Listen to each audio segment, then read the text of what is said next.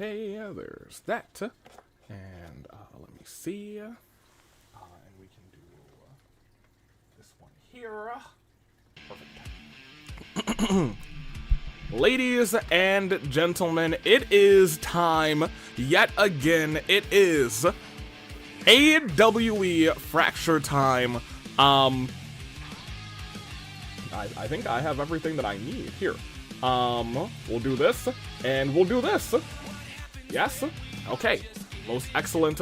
Oh wait, I did not click the cut over button. That's entirely my fault. My bad indeed. Hold on. Right here. There. Yes, there we are.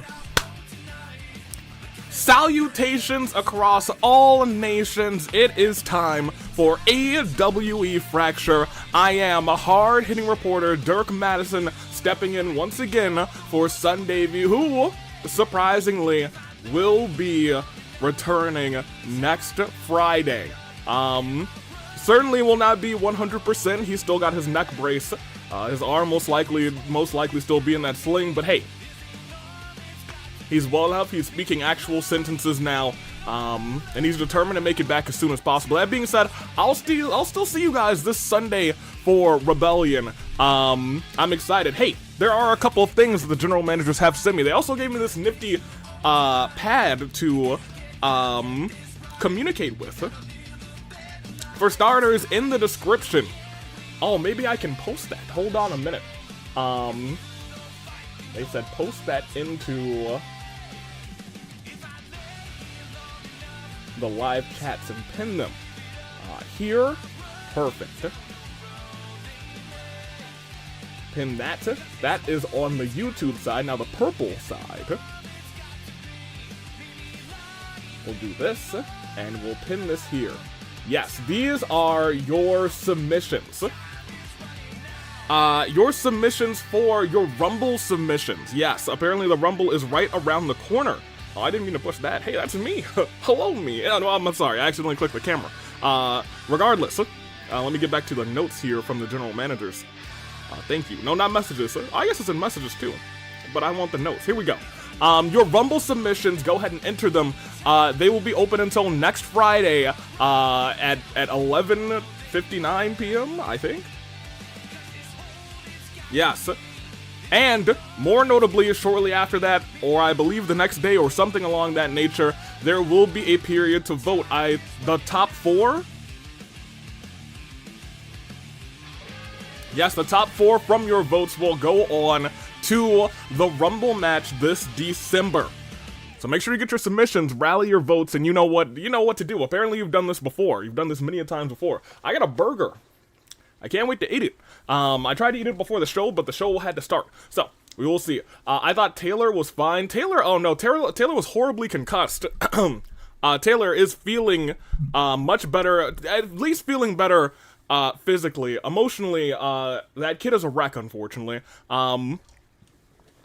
We got to do the best we can for him. He was devastated at the news of Sundavy's fall.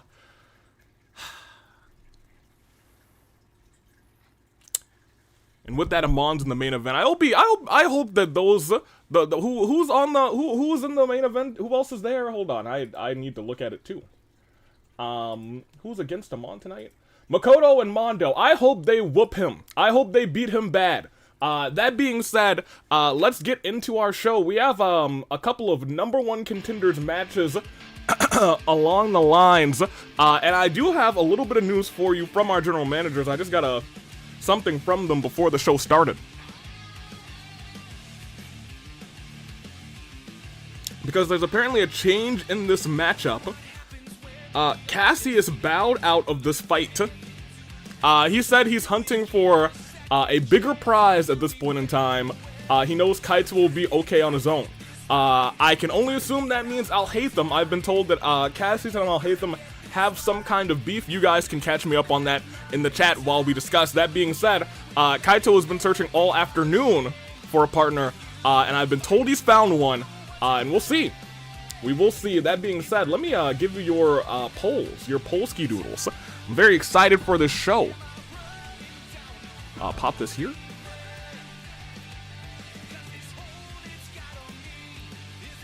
This is Kaito, and who? It is, the Scheme Team and Skull and Bones.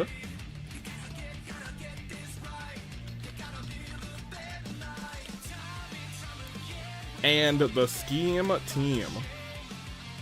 Very interesting.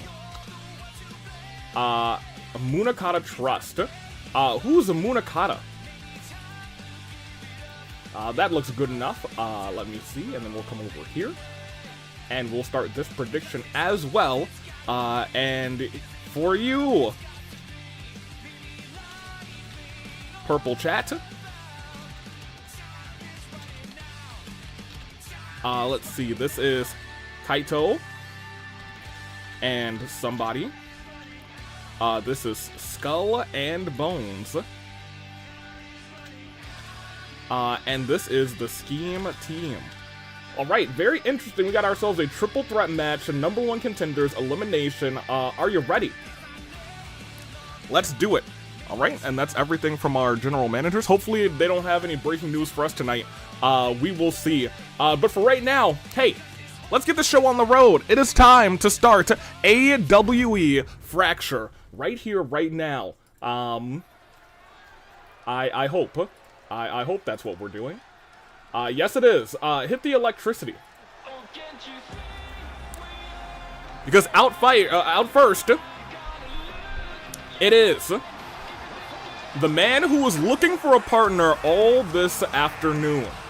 Why does it say Kaito and question mark?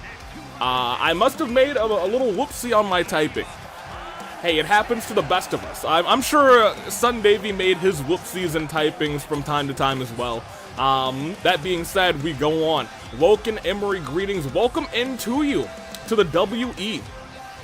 The AWE. To the WE. How you doing? And how is everyone doing this Friday night? I know I missed a whole lot of chat. I'm trying to hold the fort down. This is, I don't know how Sun Davey does this so often. I only have to do this maybe 4 times a year.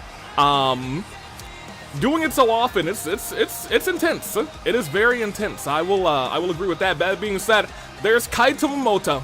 That guy, I've been told, is a pretty good wrestler. So good luck to him tonight.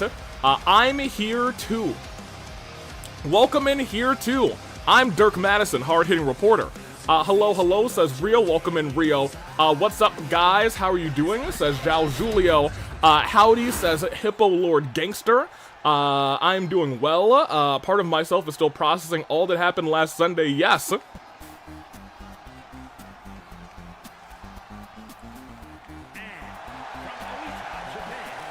Well, that's Ryoma Hoshi.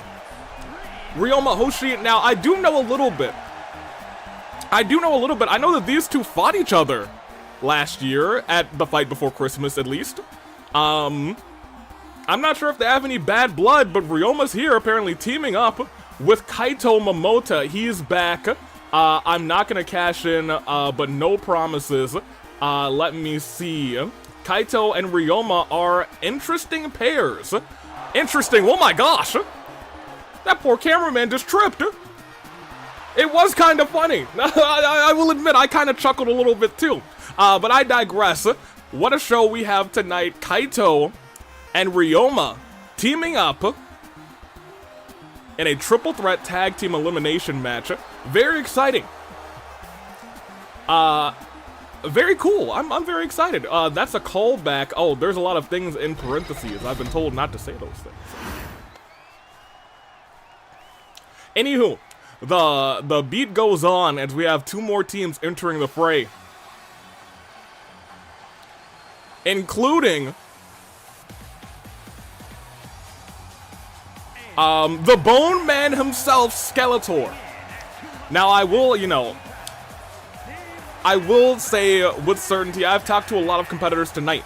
I'm trying to get my bearings straight, at least for tonight and for Sunday. So it's very cool that I get to see these competitors after I've talked to them.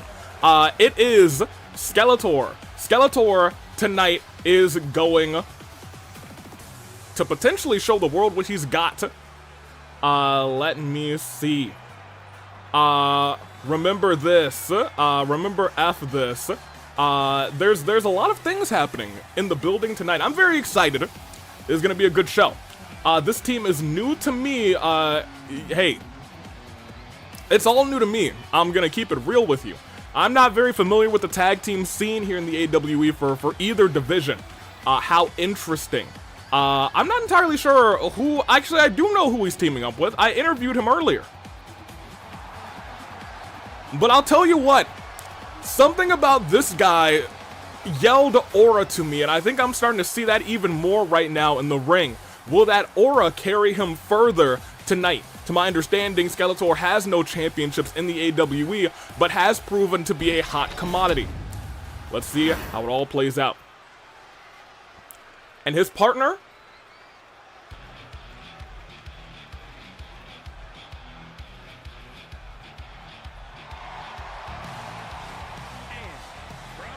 It's Skull. Ryuji Skull Sakamoto is here. Now, Skull, we actually had a very emotional conversation. A very emotional conversation with Skull. I talked to him. He said, hey, how are you feeling, Skull? Tell me about your history here. And the one thing that he told me is, ever since what happened to the repairman, all of the repaired have been in incredibly low spirits. But instead of wallowing around in self-pity and self-loathing, Skull wanted to fight on in the repairman's honor. I was told the great Gozu said he still needs some time to process these emotions, and I understand that. But Skull said, I gotta keep moving on, I gotta keep moving forward. And out next it is Olivier. I talked to this man too. He's quite the Casanova. He had me blushing just a little bit. Olivier apparently very new to the AWE. Has not had a win, but really has only had 2 matches, one of them being some sort of Rumble match, and the other one I think was against the End or something. I get these conversations mixed up. I'm gonna keep it a buck with you. Let me see. I don't care who Olivier's partner is. Olivier for MVP. Let's see how it goes. Wait, is he a prince? Well, you know, when I talked to him, he was, you know, he had a little bit of regal charm, but I don't believe so. You know, I think he just plays a little lute. He has a little good time. We'll see how it all plays out tonight. Olivier, but who is his partner is the $1 million question. It is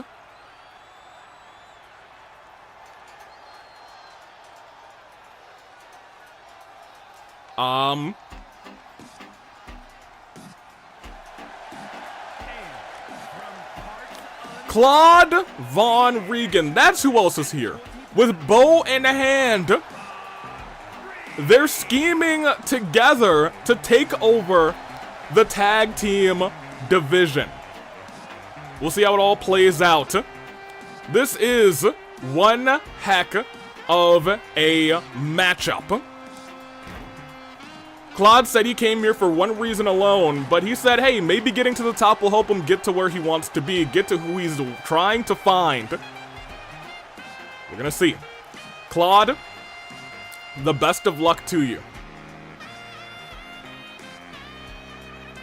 Wait, why are we scheming? Well, you know, Claude said he wouldn't count himself as a schemer. He's just a man who has a goal and does what he can to reach that goal as much as he can.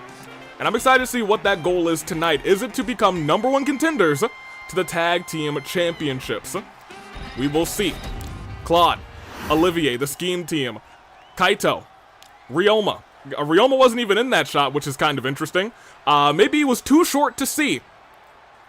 But the fight begins. It's elimination, 6 competitors, and Ryoma's already climbing the ropes and drop-kicking Olivier in the face.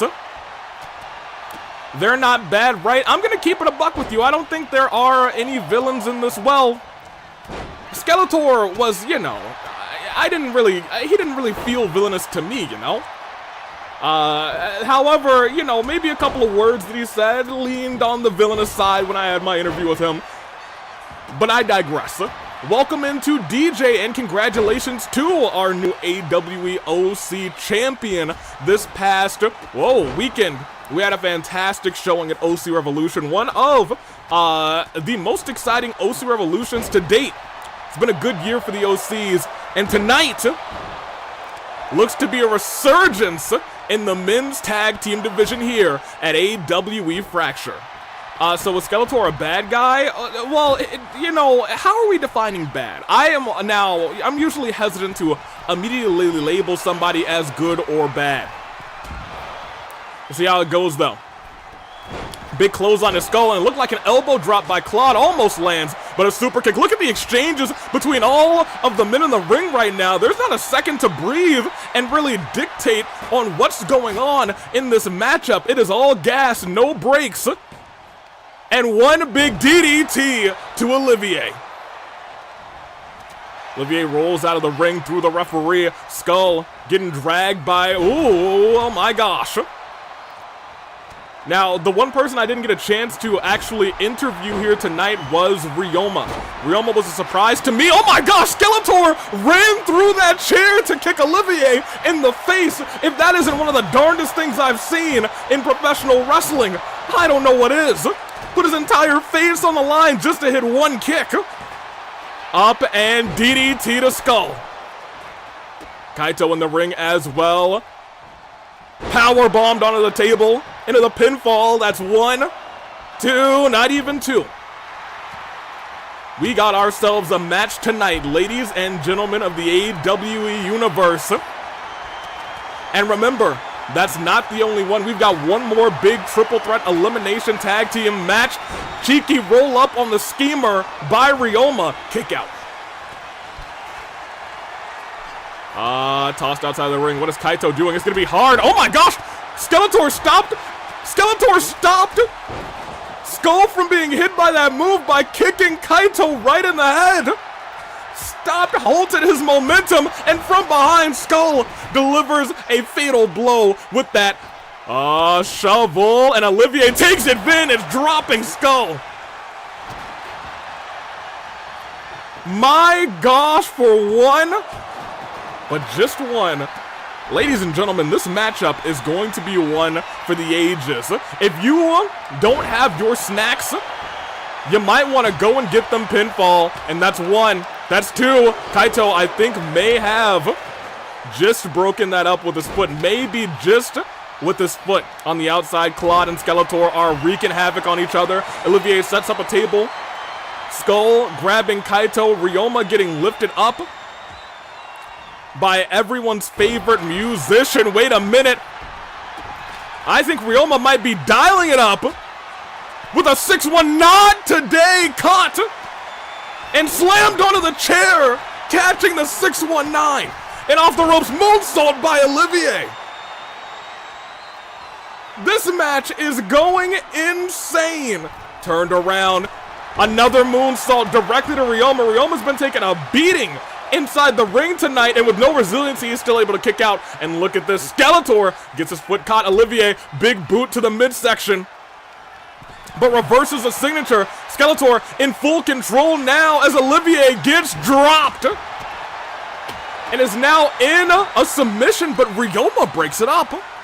And another Skeletor in these boots. It's a little crazy. These boots were made for walking, not Skeletor's. They were made for kicking as he locks in Castle Grayskull.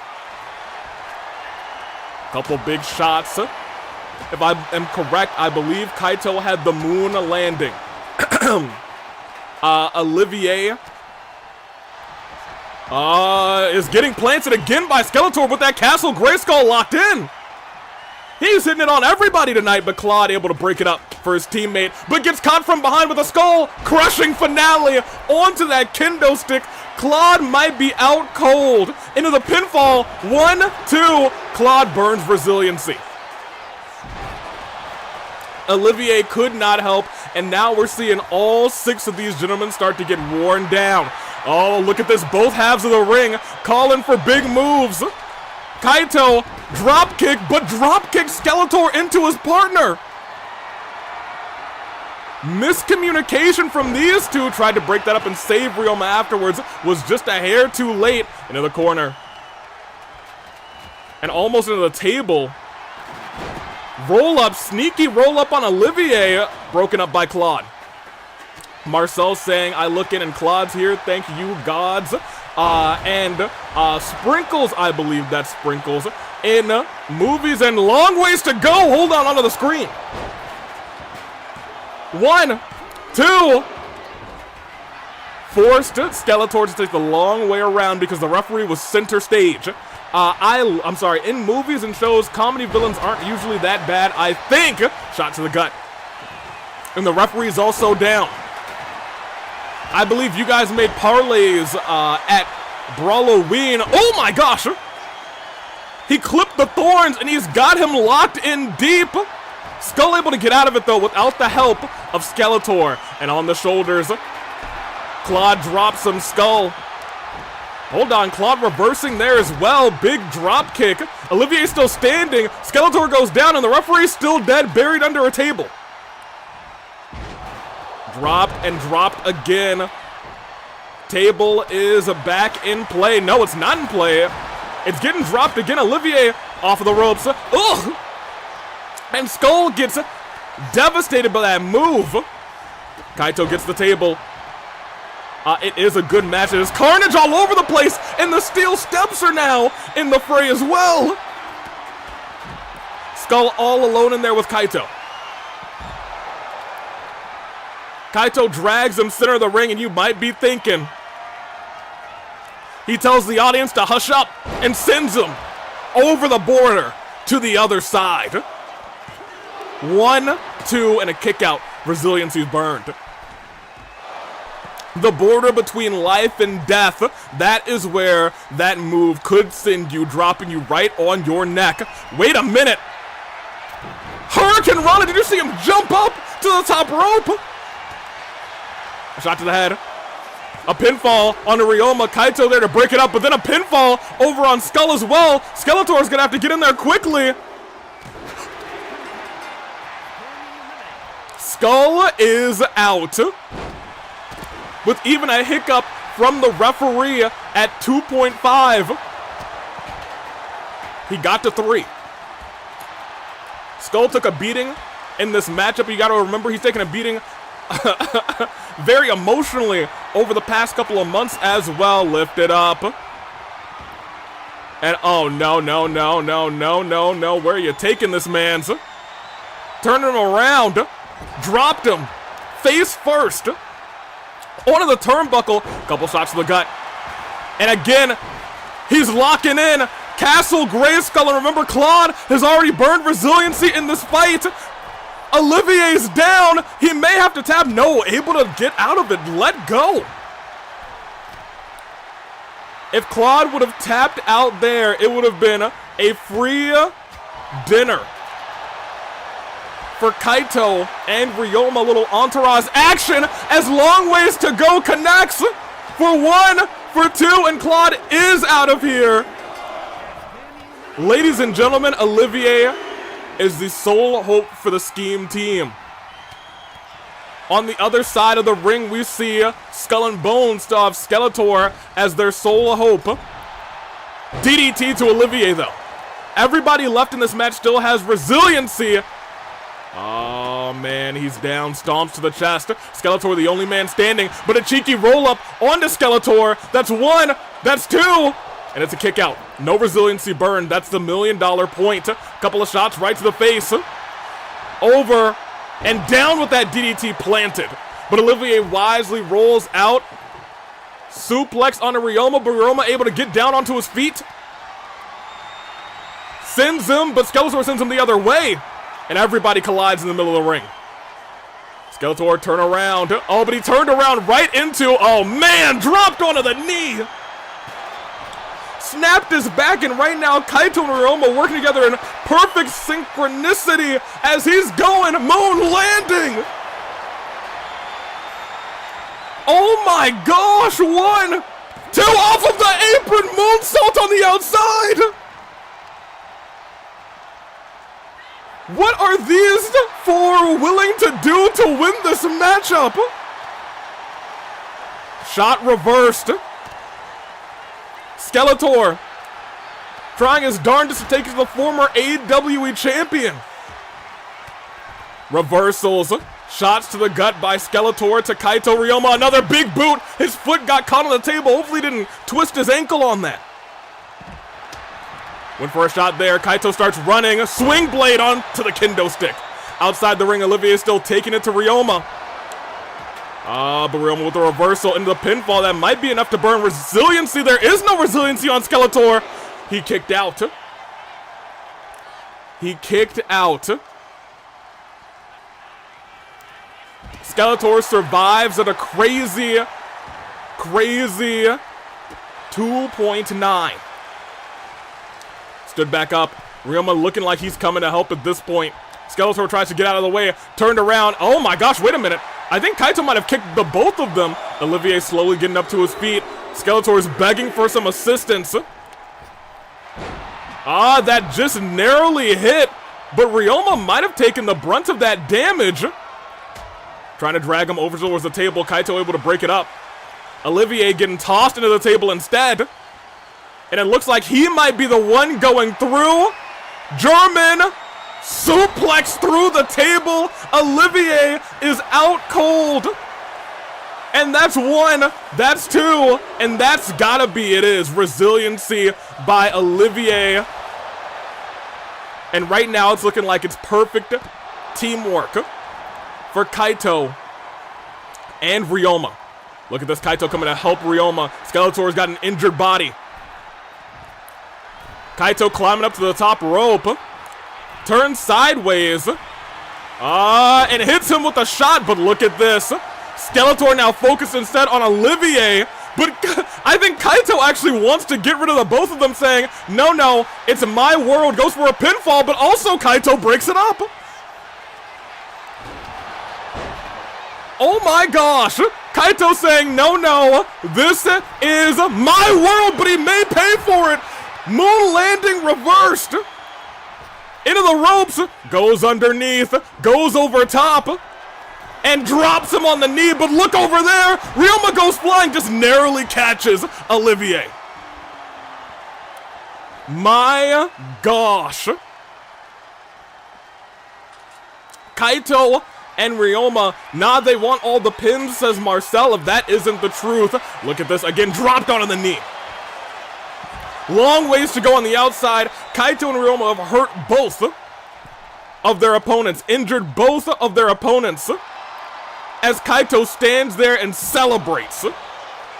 This is domination by two former AWE World Champions.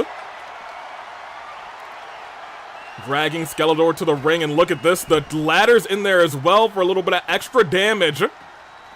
Ryoma lifting him up and looking for a long ways to go. That's got to be the end of Skeletor in this fight. Olivier is fighting all alone for Claude. You could say this is as easy as it comes. Olivier back into the ring. Begging for Kaito to get up, but he's going to have to focus on Ryoma, who's right behind him. Big knee strike to the kidneys. Off the ropes, moonsault lands, and ladies and gentlemen, we might have on a very dominant showing, new #1 contenders.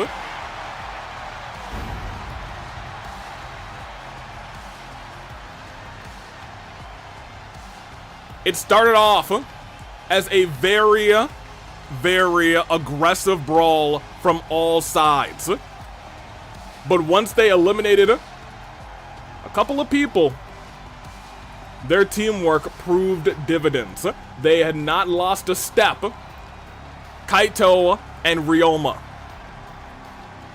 Friends turn rivals, turn tag team partners. In what was a show of dominance tonight. My gosh. And let's not talk about Kaito breaking up all of Skeletor's pins and submission attempts. He knew what he wanted. And he wanted domination, and that's what they proved tonight. And you have to have that kind of mindset when you're going 2-on-2 with the longest reigning men's tag team champions of all time. And they're looking to end it next week on Black Friday.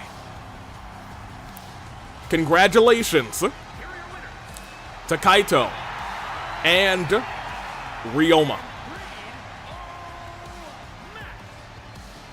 You love to see it. Congratulations to those two. They go on to Black Friday, much like later on tonight, we'll see 2 more teams go on to Black Friday. As give me a little electricity. The night rolls on. Very good. Are you ready for the Sampo Open Challenge? Because I suppose I am. Let me see here. Yes, Sampo Open Challenge. There he is, Mr. Sampo. We'll see who he's going up against. It will be Sampo's Rules, and they're going extreme tonight. I'm not sure who it's gonna be, but I guess you guys get a little bit of a mystery. I know what Black Friday is, by the way. It is this coming Friday after today. Next week we will be back, and it will be the start of that thing where you do the Christmas countdown. I don't remember what Sunday we called it, but I'll tell you what, it's sure about to happen soon. Here, let me get your predictions. It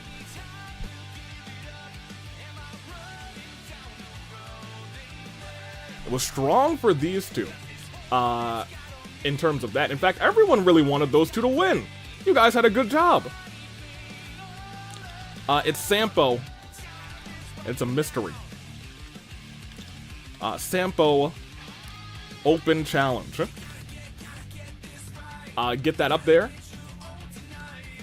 And for Twitch, it's the Sampo Open. Let me see. It is Sampo, and it's a mystery. I'll give Twitch this 5 minutes. I think that's the general timeline that you guys get. Are you ready? I sure hope so, because if you're not, we're starting anyway. Here we go. Electricity. I guess there wasn't any. Huh. I digress. But out first, in comes my burger. Into my mouth. Yes, very good. Oh. And Sampo. He's here too.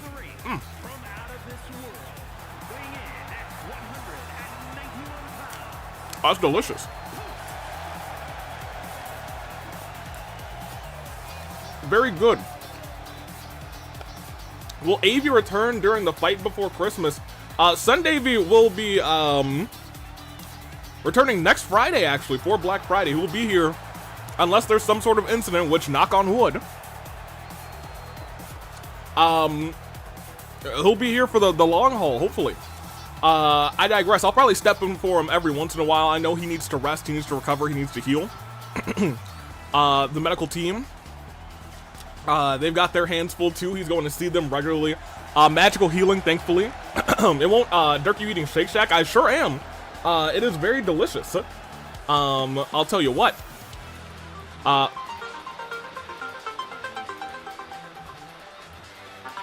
sorry. I'm getting a message from our general managers.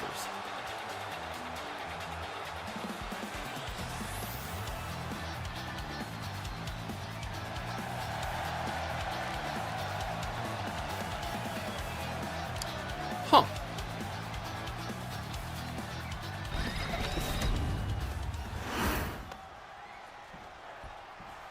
Interesting. Oh, hey! This is whoever is here is answering the open challenge. I'm sorry. Let me continue reading this. This is a chunk of information.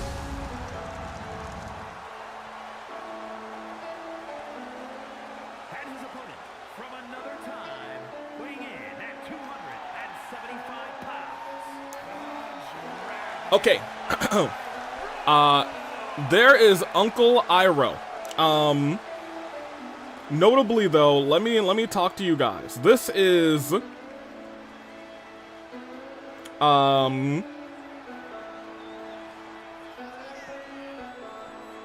Apparently, Rinka and Bernice have met Navi and Makoto in their offices.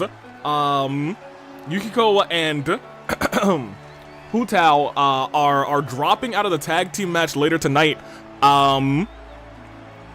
Rinka said they will address the AWE universe this Sunday at Rebellion. I'm not entirely sure what this is all about.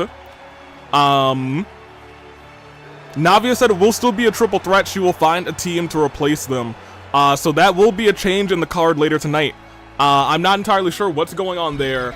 But I hope everything's alright with the Flame Tribe. It is. It's a couple of umbrellas on the stream.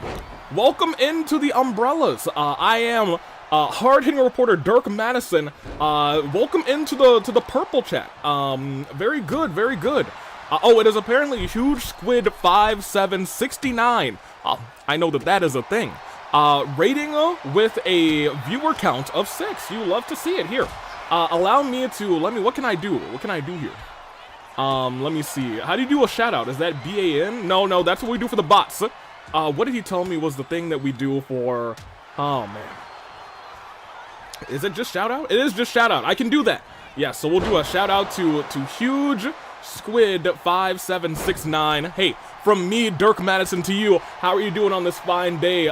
Huge Squid 5769. I'm stepping in for Sundavy in his in the wake of his injury, but he will be back next Friday for Black Friday and the start to the countdown to Christmas or whatever goes on as we roll on. Kick to the back. The Woken One saying I cannot blame Hutao and Yukiko for dropping out. In all honesty, that is fair. Leg drop across the throat of Uncle Iroh. 1. Just 1. Looking underneath the ring, a ladder is in play. We are good, just here to bet my house on wrestling. Well, I guess the $1 million question is, who are you gonna gamble on? Huge Squid 5769. I think this prediction is over. Did you have a chance to gamble your pancakes is the real question. Otherwise, you have to wait until the next bout. I hope you did, and I hope you're having a fantastic night. You seem like a stand-up gentleman, Huge Squid 5769. How does Sundavy feel about you? Stood up onto climbing. I don't know if Sampo, that's a far way to go. Can you reach over there? No. Apparently not. Apparently not. High, and that is Vampiric Princess Scar.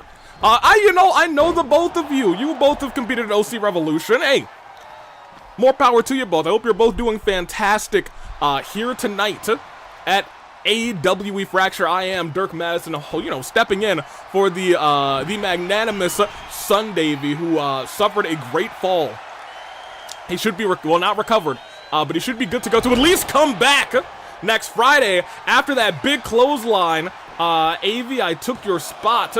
I'm not AV. I'm a hard-hitting reporter, Dirk Madison. But it's good to see you. Izzy wants 2 games. Which 2 games do you want, Izzy? Hey, maybe we can make that happen. As a punch right to the gut, and another punch, and he just keeps hitting him. He hit him very much, and hits him again right behind the kneecap. That's Dirk. I am Dirk. I am Dirk indeed, and right now Sampo's having a bad time. He is in the ring with the Mad Dragon, Uncle Iroh, a man who I've been told lost his bending. Does Dirk like waffles? Contractually, I'm obligated to say no opinion on waffles, but I don't have a negative opinion on them. However, I am contractually obligated to say the pancakes are better. A punch to the back of the neck. Oh my gosh, a reversal by Uncle Iroh and a takedown. Sampo's hurting all over his body except for his arms, so his arms are still feeling okay. We'll see how long that lasts. Because right now, Uncle Iroh's tearing him apart. Sampo can't even reverse here. He has no resiliency. This might be over as soon as it began. Dropped him. This may have been death to Sampo. Well, I'll be. Oh my stars and garters. St. Louis is going wild tonight as Sampo somehow kicks out of that move by Uncle Iroh. And we said earlier that every part of his body except for his arms were feeling that damage. He's starting to feel that in his arms now. Reversal by Sampo. Shot to the gut. He's got a lot of work to do on Uncle Iroh. Catches him. No, he doesn't. No, he doesn't. Iroh said, no, that's not going to work on me, and instead you're going to perish. Oh my gosh, a couple more hits right to the face, but Uncle Iroh again with the counter. Like his name is Martha or Lucina, he's countering like left and right, and he's ready to smash a hole into Sampo. Iroh goes back outside of the ring. Iroh likely using this match to take out some frustration that he's been feeling lately. He knows that he can't do anything about the Equalist movement via the stipulations that happened at AV Mania. Big takedown. Yo, Sampo's not having a good time. Oh, but a roll up. One. Kick out. You would have thought they'd be a Little Mac player. Who would have thunk? No recovery on that Little Mac, though. Hey, you know, I played a lot of Smash in my day, and right now, Sampo's still getting smashed. He's not having, he's not having a back anymore. His spine's, his spine's donezo, ladies and gentlemen. As Iroh's calling for him to get up, and this might be a poor wash for poor Sampo. But he's able to get the hockey stick. It might be an equalizer in this fight. He's calling for Iroh to get up, and it hits him right in the back again. Rolls him over, trying to pin him. Is this gonna be one? No, he doesn't even have him down for one. Not even for one. Sampo, maybe you should have had prayed that somebody else hit that open challenge. I'll tell you. Wait a minute. What does he have going on here? What is he thinking? Iroh's up. Oh, he sat on him. He teabagged him. One. And he still kicked out at one! Sampo teabagged Uncle Iroh, and Iroh still kicked out at one! Went for a shot there. Iroh clearly not happy about what just happened, and he murderizes Sampo and says, don't ever do that to me again. 1, 2, and 07.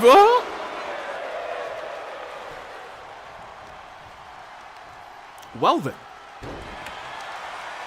Perhaps we've underestimated the heart of Sampo. Because I didn't think he was going to kick out of that one. And he knocks down Uncle Iroh right afterwards. He might have a chance to win this thing. He might have a chance to turn this whole thing around. Has Iroh in his grasp. Trying to send him over to the corner. He gets him there. And stares at him. Menacingly. There's no teabags there, so is this a new move? You could say that. Maybe he just waited. What kind of mind games is this man playing? Whatever he's playing, it doesn't look like it's working because Uncle Iroh drop-kicked him right in the face. Hockey stick back in hand. Goes after the knee. And again the back and rolled out of the way in the nick of time. Neck breaker lands. Oh my gosh. Onto the shoulders on the way down.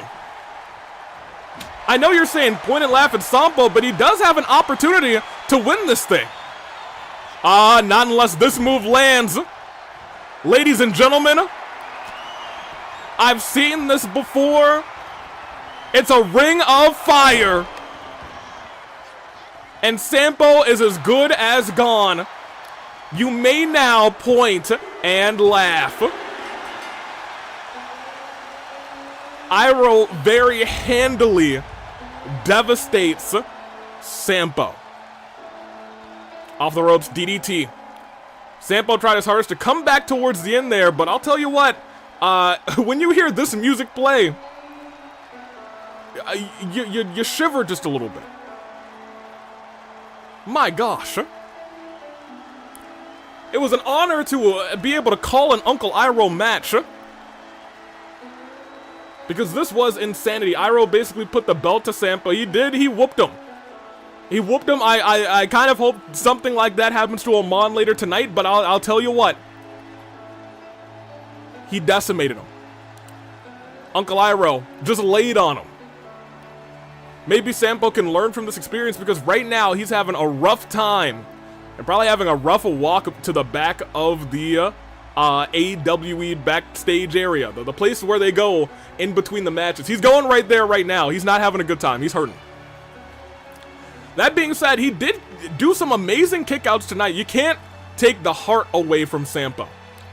Sampo tried his best, and I think we should applaud him for it, and Iroh for winning. Well, I'm not going to applaud Sampo. Sampo, you know, he lost, as losers do. Not saying that Sampo's a loser, but he did lose. As he did. But look at this.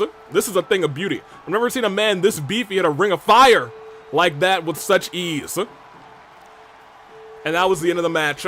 Everyone, for 3, Uncle Iroh. He got the job done tonight. He said, an opportunity to fight, an opportunity to prove why I'm that guy. Hey, there's a world where we see this man in the Rumble match. Can you imagine? I think he was a Rumble runner-up before, lost it to Gin, as someone who he trained. Could this year potentially be the year that Uncle Iroh does it himself? Who knows? That being said, Mystery did take a victory, and on the YouTube side, I think I've already ended it, so now that Purple and Red are both satiated, give me a little electricity. Yes, yes. Most excellent, Uncle Iroh. He beat him. That being said, we got ourselves a 2-on-2 match. After the last couple of weeks, we now know that March will be fighting Sakura in a winner-takes-all champion versus champion match at Black Friday next week. And even though Sakura interfered, March 7th dropped Arrow right on their neck and took the win. Tonight, Arrow and Sakura look to team up together against anybody who March can find. We'll see how it all plays out tonight. It's 2-on-2. It's March 7th, and a mystery opponent versus Sakura and Arrow. Pop this over here. And Sakura and Arrow. 5 minutes are on the clock, and it is tag team action. That's not how you spell action, but I don't think I'm gonna change it. It is what it is, and it ain't what it ain't. But what it is the next match, and it's right now. Electricity, please. Excellent. I'm gonna continue eating my burger.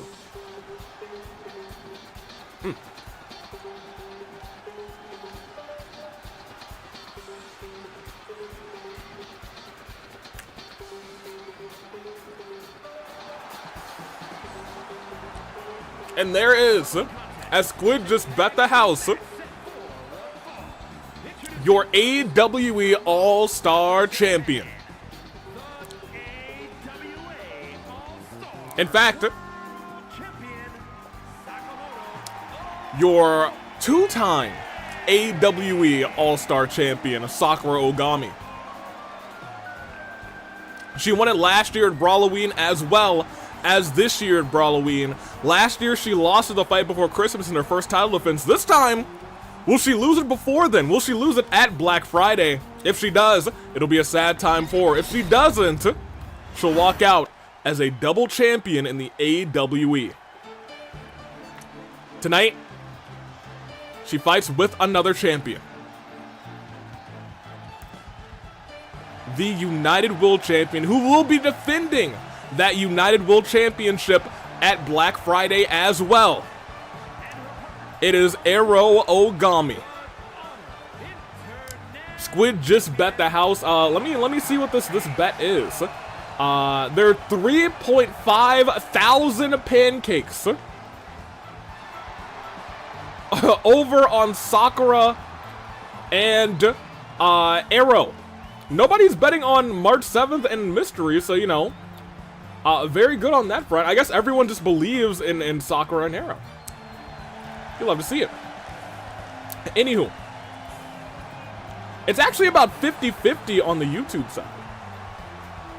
Very 50-50. That being said, very curious to see who will be fighting these two along with March 7th. Right now, it is a little bit of a champions smorgasbord here. I have food. Please don't bet your house you could become homeless, says Sprinkles. Well, Sprinkles, it's too late for that. The house has been bet.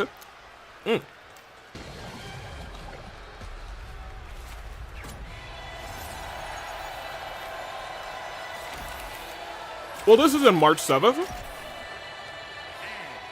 the edge of reality,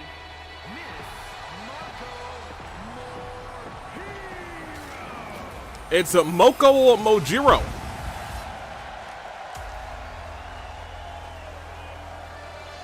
Oh, that's a Moko. I'll need a little bit of help on that one. These mystery opponents I didn't get a chance to interview. That being said, Moko looks very strong. Arrow just saying, oh, please be careful. Okay, oh dear. I guess I should be worried about this. I guess I should be concerned. Yep, this checks out. Not surprised, Moko still has unfinished business with Arrow.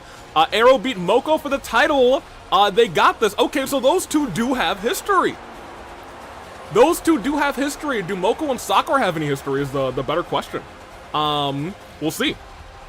We will see tonight.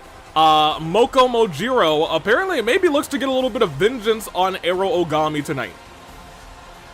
Well, I look to get a little bit of more burger in me, I'll tell you what.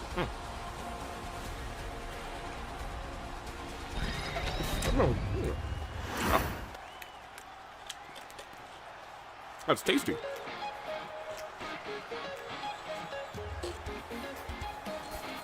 Oh, hold on a minute. Oh, there's a good song.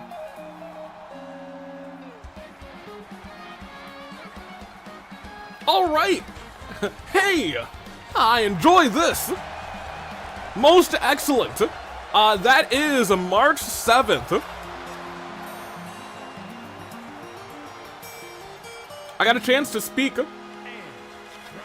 with Miss March.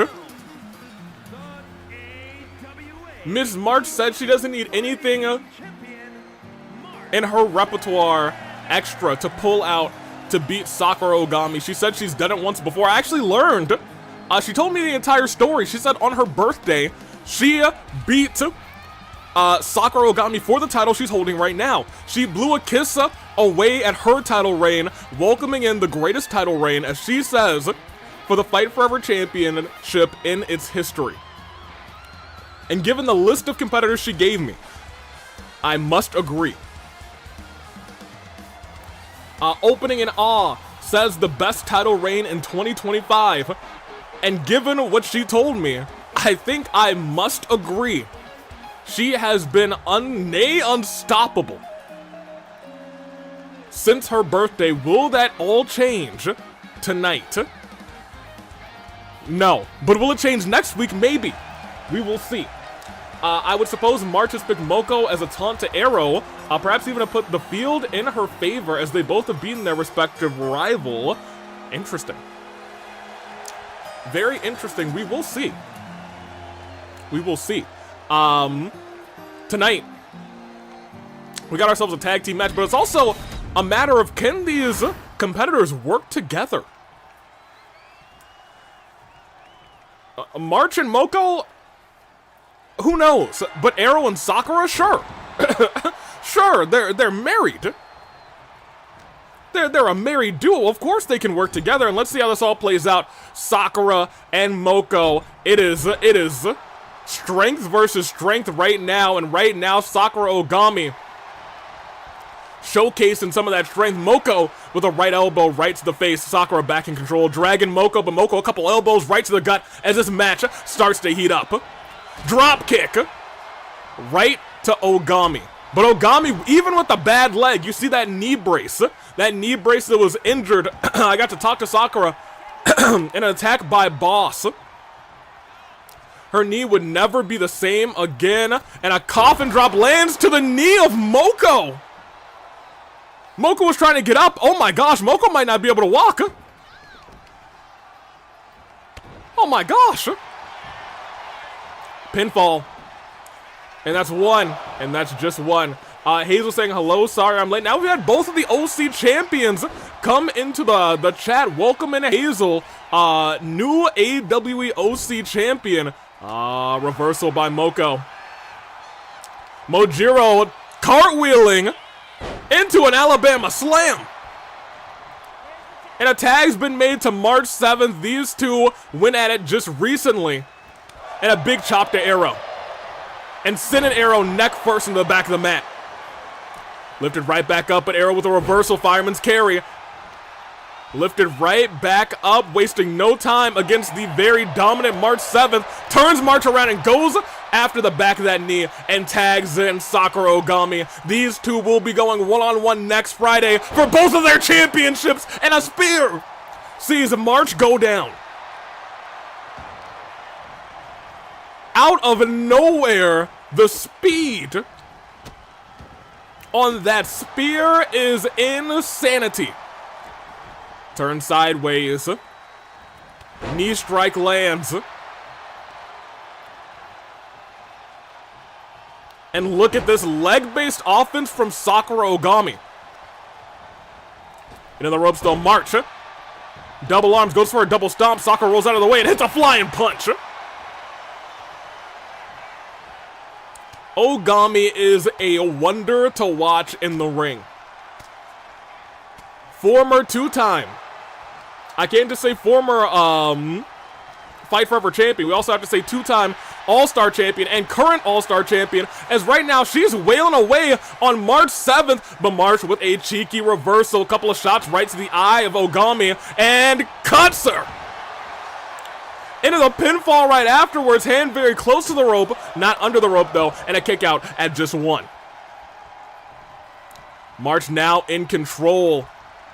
Into the corner, we may be seeing a tag to Moko with a little bit of tag team work, and we do.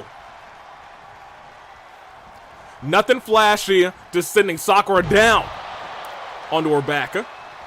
Stood right back up. Oh no, not just standing her up, going directly into a suplex. Moko running all the way around the ring, almost ran into Jessica, our referee. And face first as Moko slows down this matchup and dials up the aggression. Arrow watching with bated breath, likely wanting to get into the ring themselves. A stomp to the hand, another stomp to the hand. Can you imagine if Sakura Ogami gets injured in this matchup? Keep that in mind as well. They have a big match. Sakura, she has a big match, and so does March 7th, next week at Black Friday. Bottom rope moonsault. I think Sakura may have just narrowly squeezed her way out of the way.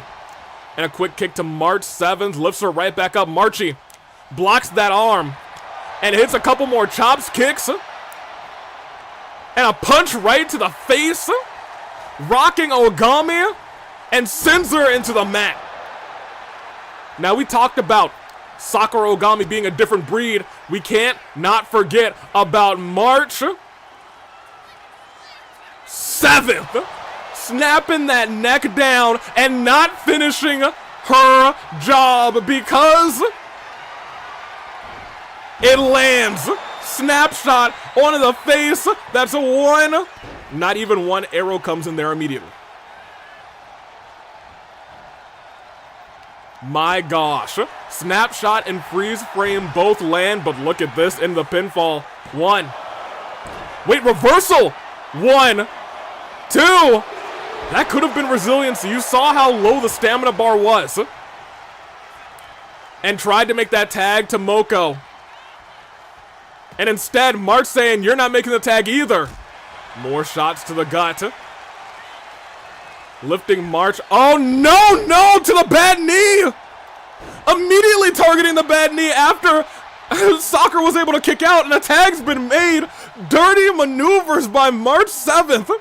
And you saw Sakura rolling out of the ring in agony. That had to have fired Arrow up. Kick to the leg. Off of the ropes. Goes underneath. Over top. But a reversal by Moko stopping all of Arrow's momentum.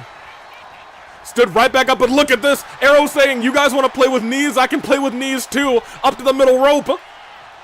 And Hurricane Rana lands. But Moko stands right back up, trying to hit Arrow right in the jaw. Doesn't work. Into the corner.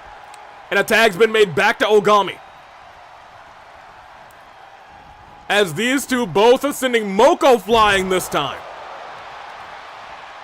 Oh, man. Oh, goodness. You know what whenever I see somebody with a knee brace and they get attacked on that knee brace, it's always hard to watch. It's always hard to watch. Reversal by Mojiro. Sakura does have a signature. And ladies and gentlemen, it gets reversed by Mojiro. And March gets tagged in, leaving a beaten Sakura to her opponent next Friday. But Sakura not giving up, not giving in. Saying, you go into the corner, I'm making the tag. Tag has been made. Oh, what's going on here? Into the ropes. Ooh, okay. Both grabbing the arms as March rolls to the outside. Arrow's got a signature built up. March a little groggy. Arrow out of nowhere dropped. March 7th. And a code breaker on the outside. But out of nowhere, March no-selling the code breaker, tripping Arrow up. But with that kick, March actually gets stunned. Count of 6. Tossing March over to the side. Arrow more than happy, it looks like, to win this thing by countout.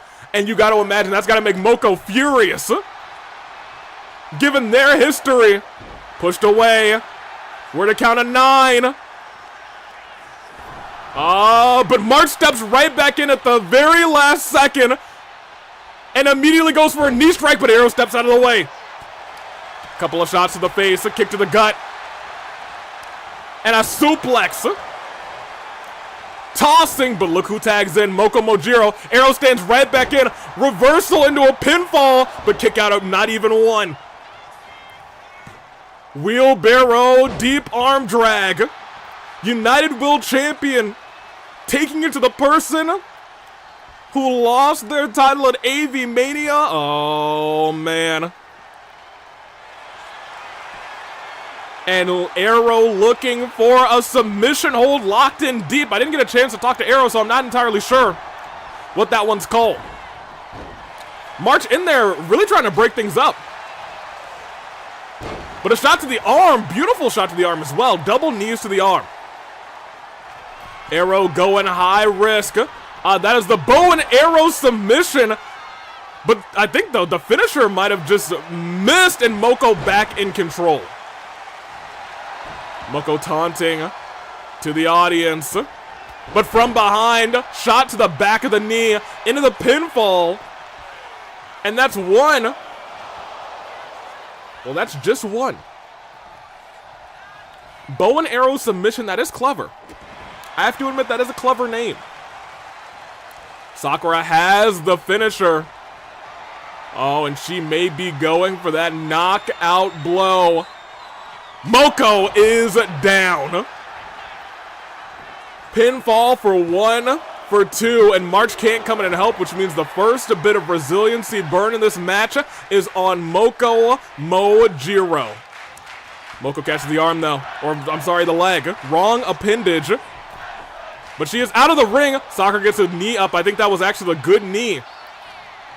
But Moko still back in control. Whips the arm around into a DDT. Lands it. Spiking Ogami into the pinfall. That is one. But kicking out of one herself. One herself. Into the corner. Tag's been made. Unsure what they're doing. I really have no idea what they're doing. Oh! A hand-in-hand elbow drop. Okay. I'm not sure if that powers up your elbow drop, but you know what? Hey. Who am I to judge? March 7th calling for something. Maybe calling for something vicious. Oh my gosh! That was a little low. That might have been to the knee. And that was definitely potentially right to the midsection, but the way that her knee flipped out is... And that was to March. March was hitting the invisible opponent in the arena. I know it might be hard to see them. Maybe it was a ghost, a spooky ghost in the ring. Rolls outside of the ring. Ogami up high. Taking it to her opponent. And went for that big kick, nothing lands. March sends her back into the ring. Sakura holding onto that leg, you saw it. You saw Sakura immediately go to that leg. I knew something wasn't right there. And a tag. Cena? A ghost? It wasn't me, I promise. March did an oopsie doopsie. Oh, it might have just been an accident. That's entirely my bad. That is entirely possible. Ogami with a takedown. Turns around, Moko slowly standing up, stomp to the arm as well. And a tag's been made to Arrow. Arrow, who's very, very fresh. We also have to admit, Arrow middle rope. Going for that elbow drop, lands. Arrow in the air, an arrow if you will, and calling for the end of this. Sent down. March back in there. Kicks the referee in the head. That was so purposeful. March kicked Jessica right in the back of the head. Well, why did she do that? Jessica's not a legal competitor in this matchup. Goodness gracious. Arrow still in control though. Off the ropes. There, tried to go for a pin, but saw Jessica was still down. But a tag's been made to March. March with a nasty knee. Arrow on top of Jessica. Might have woken Jessica up. Off the ropes, but again, Arrow this time rolls out of the ring. March saying, hey, you know, maybe I'll hit her with my elbow. But Arrow was there ready for it. Into the corner. Hazel saying Jessica didn't deserve that. I have to agree. Wholeheartedly have to agree. I'm sorry. Arrow throwing the much larger Sakura into March 7th. And look at this. Oh, no, no, no, no, no, no. She did this. When Arrow and March fought one-on-one, Sakura snuck in and she did this herself. March rolls out of the way. Knee strike lands on Ogami. Lifting Ogami right back up. Freeze frame lands. Face right to the mat. Jessica getting into position for one. Arrow breaks it up. Here's the thing. Sakura Ogami does still have a finisher. I think was just thinking right there about the good knee. What is going on here, though? Dropped. Oh, my gosh. March using the ropes as well. And a DDT to the bad knee. Sakura trying to kick some life back into that knee. She's got to be hurting. This is without a doubt a targeted attack. Elbow drop to the spine. Into the pinfall, knowing Sakura's gonna have a hard time kicking out with one bad knee. 1-2. Sakura barely got the shoulder up, and I want to point out Sakura did not kick out. Sakura just got the shoulder up. Was unable to kick out. As a tag's been made, they have their target. A Sakura who has a jank knee. Lifted right back up. Open-handed strike. Grabs Sakura. Powers her up and slams her down. Sakura trying to roll out of harm's way. And look at that. Planting with the good leg. Oh! And using that good knee again. Steps back in the ring. Gets a good kick. Takedown by Sakura. Close palm strikes right to the forehead of Moko.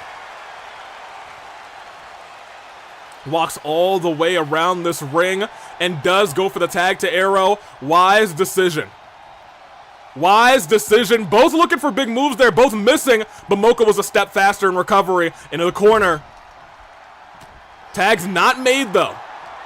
Tag was not made. Into the corner again. This time Arrow in full control, but oh my gosh, Moko fired up. Turned around. Shot to the back. pumped up and dropped down again. And tag's been made to the Resiliency having March 7th. The Signature having March 7th as well. Punch to the back. Oh, went for a knee strike there. Arrow back in control. Arrow's got no signature or finisher.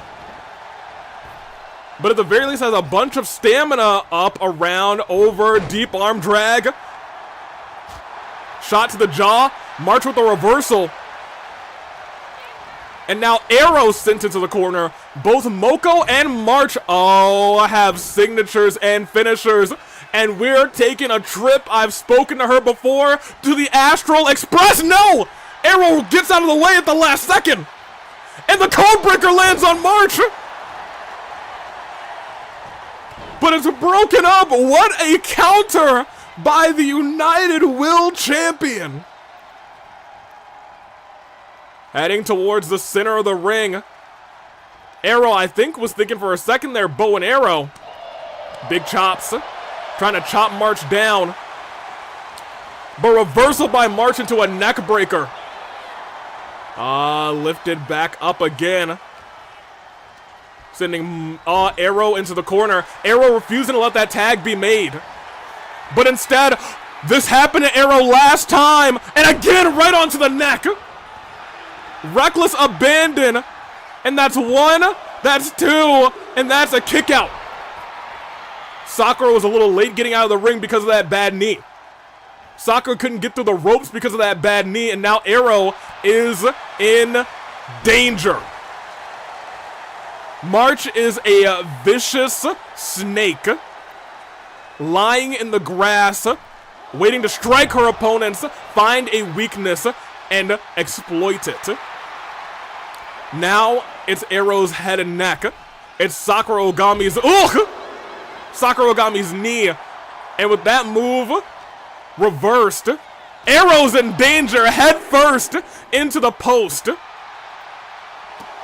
And now March stomping at the legs, saying, why don't I give you and your wife matching knee braces?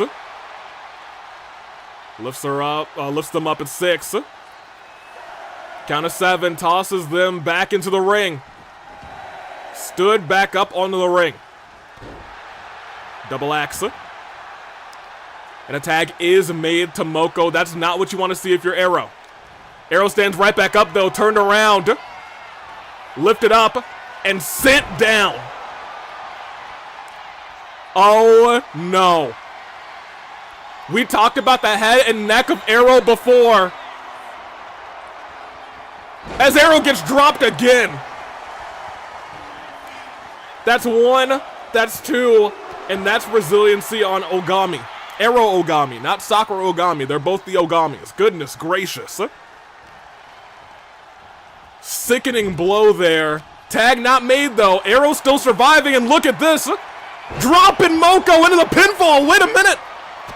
It's broken up. It's anybody's match at this point, and look at this tag being made to Sakura Ogami. Has a finisher in tow. And maybe looking to hit it, turns Moko around. Ladies and gentlemen, say goodnight to Moko Mojiro for 1, for 2, and that is 3. Sakura Ogami and Arrow pick up the victory and pin Moko Mojiro. Let me tell you, it was starting to become a match that was hard to watch. We saw the weaknesses of Arrow. We saw the weaknesses of Sakura, but you know what we didn't really see? The weaknesses of March 7th. I can tell you what. March is going to use that next week. March is going to use this freeze frame. March is going to use that Astral Express. March is going to use every weapon in her arsenal, but most importantly, March is looking at that knee. We saw that knee, and we saw the beautiful combination here out of that counter by Ogami. And what is this? Oh, goodness gracious, it's a present. Let me see what that is. Hold on, I have to see what this present is. As we continue on with our show, it is a gifted, tier 1 Huge Squid 5769 gifted a tier 1 sub to McDonald's. I actually have some Shake Shack, not some McDonald's. I'm almost done this burger, actually.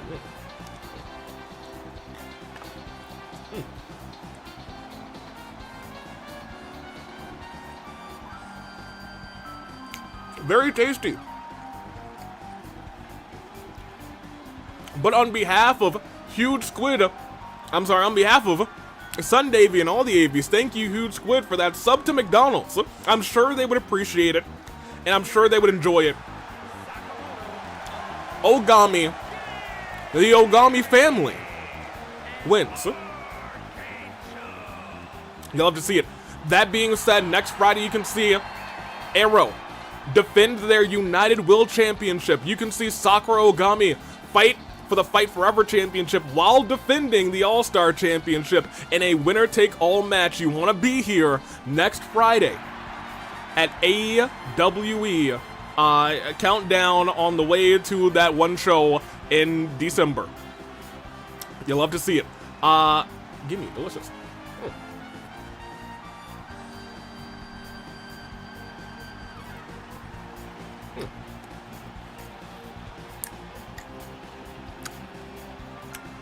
Tasty.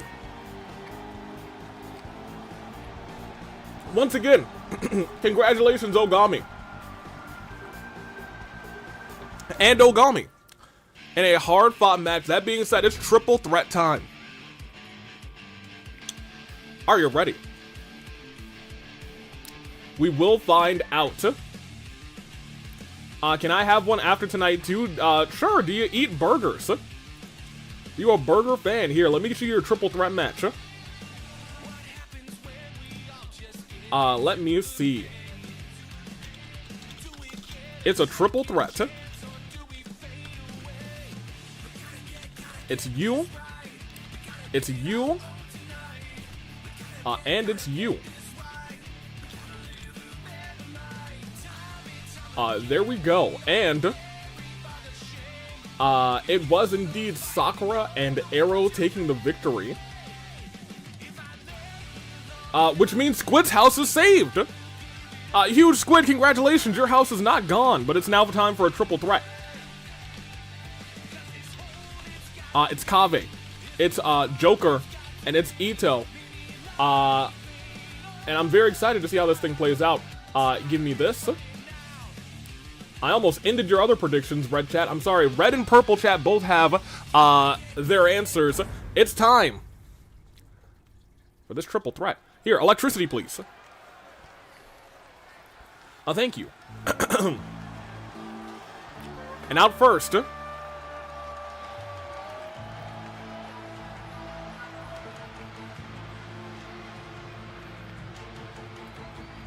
Well, it's very blue here. But there is Arataki Itto. Itto is here. It is alarming how many attacks from your opponents target your neck, Arrow. Yes, I am. I've had fries before, too. Why is it always my neck? Hey, protect your neck, Arrow Ogami. It's very important. Close this little box and put it in my bag. Throw it away after the show. Perfection. And a little water.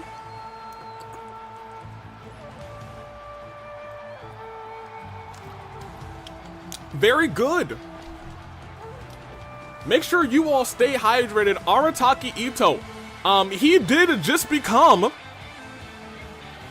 the #1 contender for the Fight Forever Championship. Very cool. Very cool stuff. He will be fighting Mitarai. Please don't end up like AV. That might be too soon, Sprinkles. Might be too soon. That being said, I digress. We will go on. Itto, as we said, won a big gauntlet match this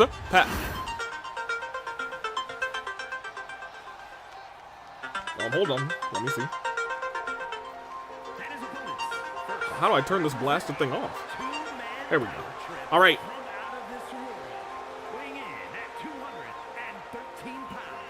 It's my general manager. So.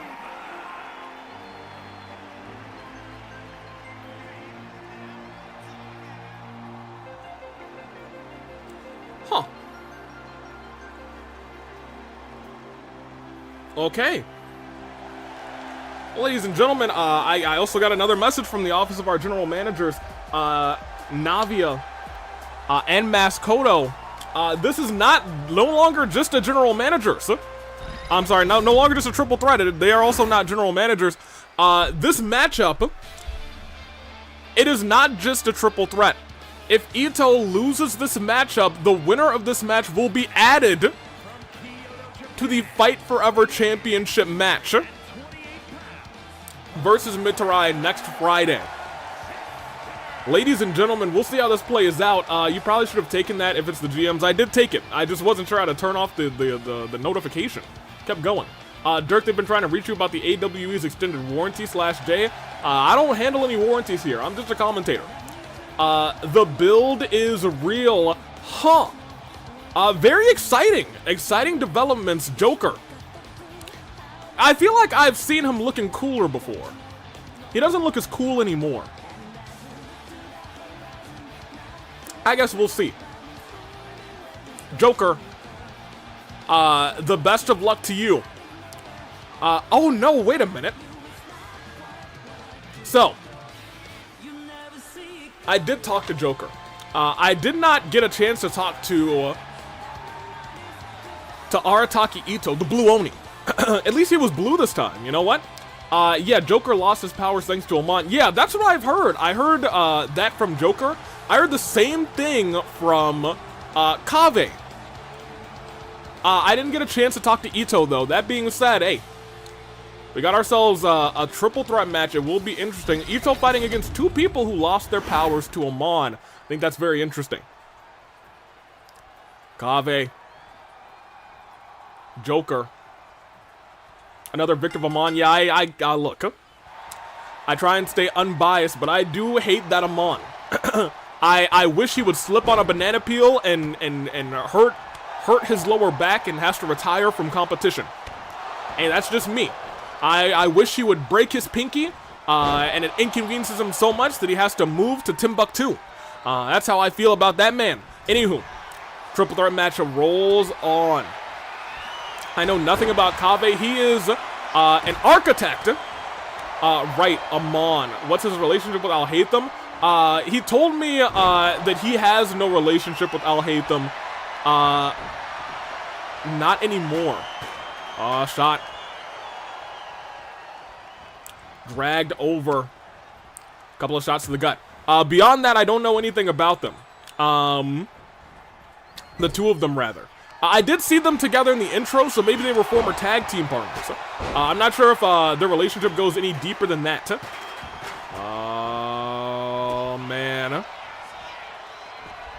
Shot right to the face. Oh, my gosh, but a clothesline from the Big Oni. Did Kaveh and Al-Haytham fight before in singles action? I believe Al-Haytham has. Oh, rolling out of the way. Big, oh my gosh, caught him with a super kick. Right out of that move, his chin. Oh, if Joker keeps hitting moves like that, he's going on next week, and that's going to be a triple threat match. But look at this. Itto is getting wailed away on by Kaveh, trying to fight back. Couple of shots. Kaveh catches the foot, though. DDT spiking Itto, but gets caught with a kick right afterwards by Joker for one. Sky saying 3 victims of Amon. I hope we find a way to give everyone ultimates, visions, and powers back. 3. Was the Blue Oni also a victim of Amon? I don't...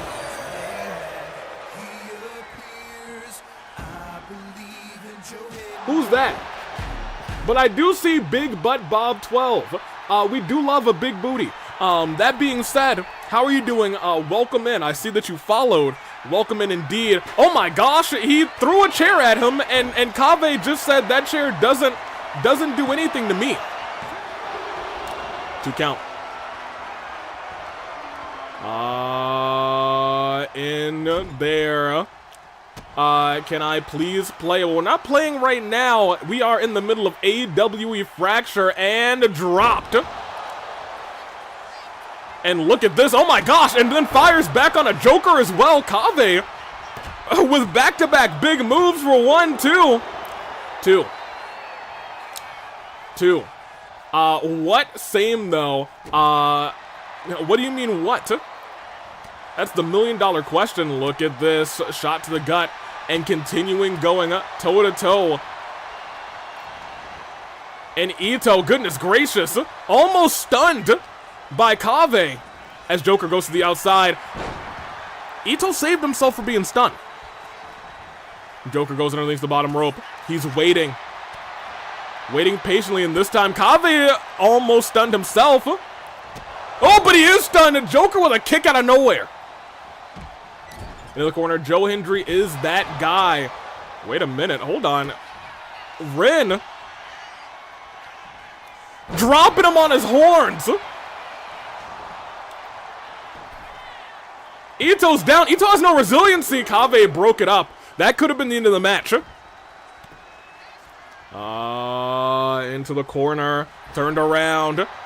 They crashed into each other. Joker whips out of the way, but Kaveh still able to hit big moves and dropped. But that's a turnaround, and Itto's ready for him, but Kaveh may have been even more ready. Into the ropes, popped up, and sent down with a nasty spine buster. And a big boot brushing across the face of Joker. We were talking about Joker going crazy tonight, but Kaveh may have just woken up inside as well, turned around and dropped him. Blueprints land for 1, 2.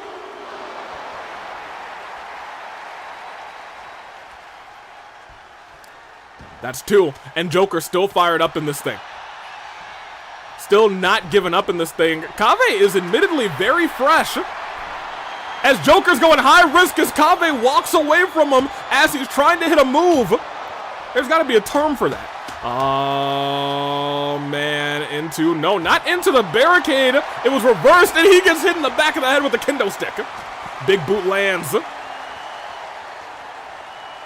Kaveh walking all the way around the ring. And then walks back. Itto must realize what's at stake here. His one-on-one could become a triple threat. If it does, one of these men will be left out of the action, but who's it going to be? At this point, I don't know who's more deserving. Look at this. Dropped, and his leg goes into that LED board.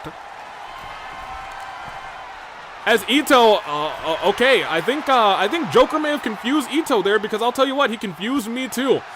Itto not looking to work together with anybody, just hits the both of them. Tosses Joker face first onto the barricade. Kaveh comes back with a sledgehammer in hand. Getting out of the way. Into the ring. And oh my gosh, just tossed Joker. Kaveh looked like he was going to run and dodge and jump, but he didn't do a thing. He just slid outside of the ring and said, I'll beat up Joker too. I didn't even notice Itto was standing on that barricade. He didn't jump. He just said, yeah, I'll stand here. This would be pretty sweet if I did something. Dropped. And a shot to the gut. And a shot to the guts. And a shot to the guts, Joker. He may be called Joker, but he's not playing any games tonight. He's not telling any jokes. There's no hee hee ha ha funnies. He knows the gold now is on the line for him. If he doesn't win this thing, he's got no shot at that Fight Forever Championship next week. Itto looking to try and go flying. Bro took a walk. Oh my gosh! And Kaveh's getting dumped on his head on outside. Oh my humana. Kaveh may be out for the rest of the match. And Itto doesn't care, but he's still standing. Big chop. Into the post. Into the post again. I don't know how Kaveh is surviving after that. Outside of the ring, his head took a nasty fall. Nobody's looking to go back in, and they may be commentators' curse because now everybody's looking to go back in. Everybody decides to go back in as soon as I say something. Shot right to the face. And picks up Joker. And drops Joker. Joker has no resiliency, but Kaveh stands up immediately saying it's not going to end like that. Dragging Itto to the corner, and now It might be Itto who is the one in danger. Not a scoop slam. Drop. Wait, what is going on here? And a big boot right afterwards. Kaveh going top rope. Never mind, he's going outside of the ring.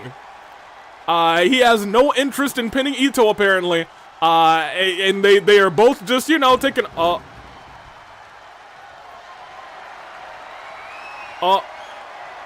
Now hold on a minute. Now Kaveh, you gotta put that down, Kaveh. Kaveh, no, that's dangerous. Dangerous, goodness gracious. Thank goodness, get those stairs out of there. Oh my gosh, he picked him up again. He's in the both of them with this move. Joker's going crazy. One after the other. 1, 2. I'm sorry. That wasn't resiliency. You're telling me that that was not resiliency.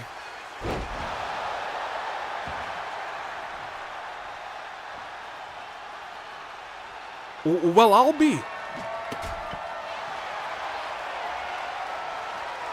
Oh my goodness gracious. This triple threat match rolls on, apparently, as a big boot lands on the Itto. And you also have to remember, hey, you want to win this match. You want to get on to that championship battle next week. But more notably, you want to walk in not injured. The longer this goes on, the more aggressive these moves are that get hit. Oh, it's going to continue being tremendously bad.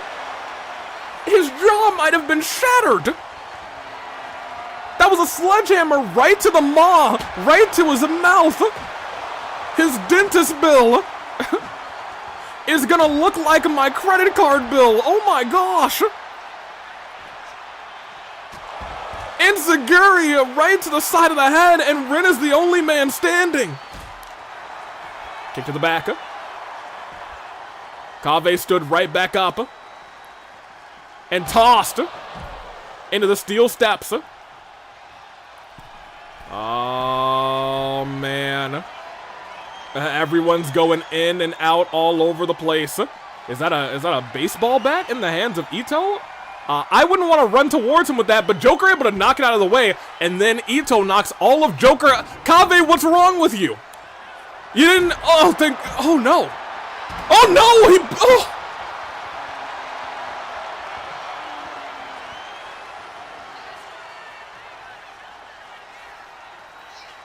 Joker's laying there unmoving after taking a shot with those steel steps and then having them dropped on him. I don't know how he was able to recover. A sickening display as everybody heads back into the ring. Hurricane Rana, but a big boot on a Joker. But Joker stands right back up. Into the ropes. Pops him up, sends him down, but from behind, Itto's in control. German suplex sends Joker to Timbuktu. That is some pent-up aggression. It might be. It looks like Itto's trying to unleash some of that pent-up aggression too. Hopefully not against Joker. Again, Joker, no! Why are they doing this to Joker? For what reason?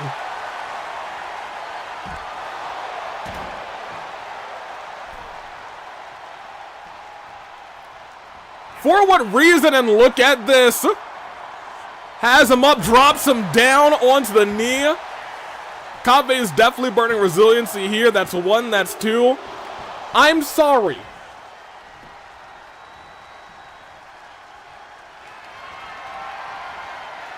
Now, wait just a minute here. What just happened?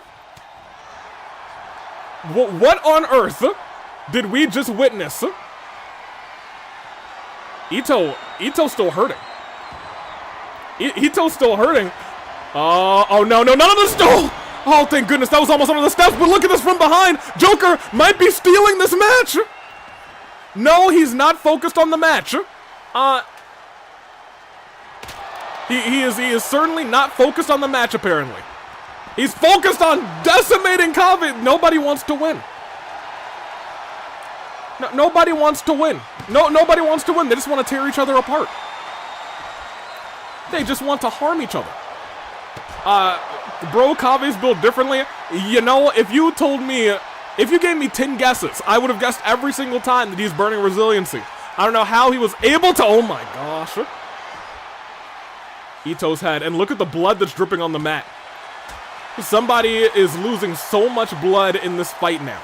This is not elimination, it is 1 pinfall wins. And I think that's Kaveh. That is, it's either Kaveh or Joker. I'm not entirely sure, actually. I don't know who's busted open right now. I think it is Kaveh. I think Kaveh got hit with a chair, ran through it, and then right after that, he got busted open.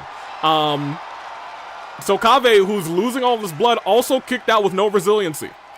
That's impressive. That is beyond a shadow of a doubt impressive, and look at that! They just double-teamed Joker! A shot to the face with the baseball bat, and right behind him, right afterwards, Kaveh clocking him in the back of the neck. And Kaveh, you need to stop moving around. You're bleeding all over the ring. Our janitors are gonna have to get that. You're making a mess with your own blood. Big boot, though. He injured Itto. If Itto somehow wins this thing, it's gonna be easy pickings for Mitarai. Oh my gosh, stepped out of the way. Itto looks like he's stepping back in. Or is he going to dive over at Kaveh? Instead, he's diving at Kaveh. But he almost dived right into a finisher. Drop. Kaveh, I think, was trying to run into the ring, but Joker caught him. Joker, I'm gonna keep it a buck with you. Kaveh's on the ground right now. If you send Itto into the ring, if he threw him better. Oh, wait. Wait a minute, dropping Joker, and then points at him saying, this is the guy you want to win? This is the guy you want added to my match? And then dusts his feet off at him.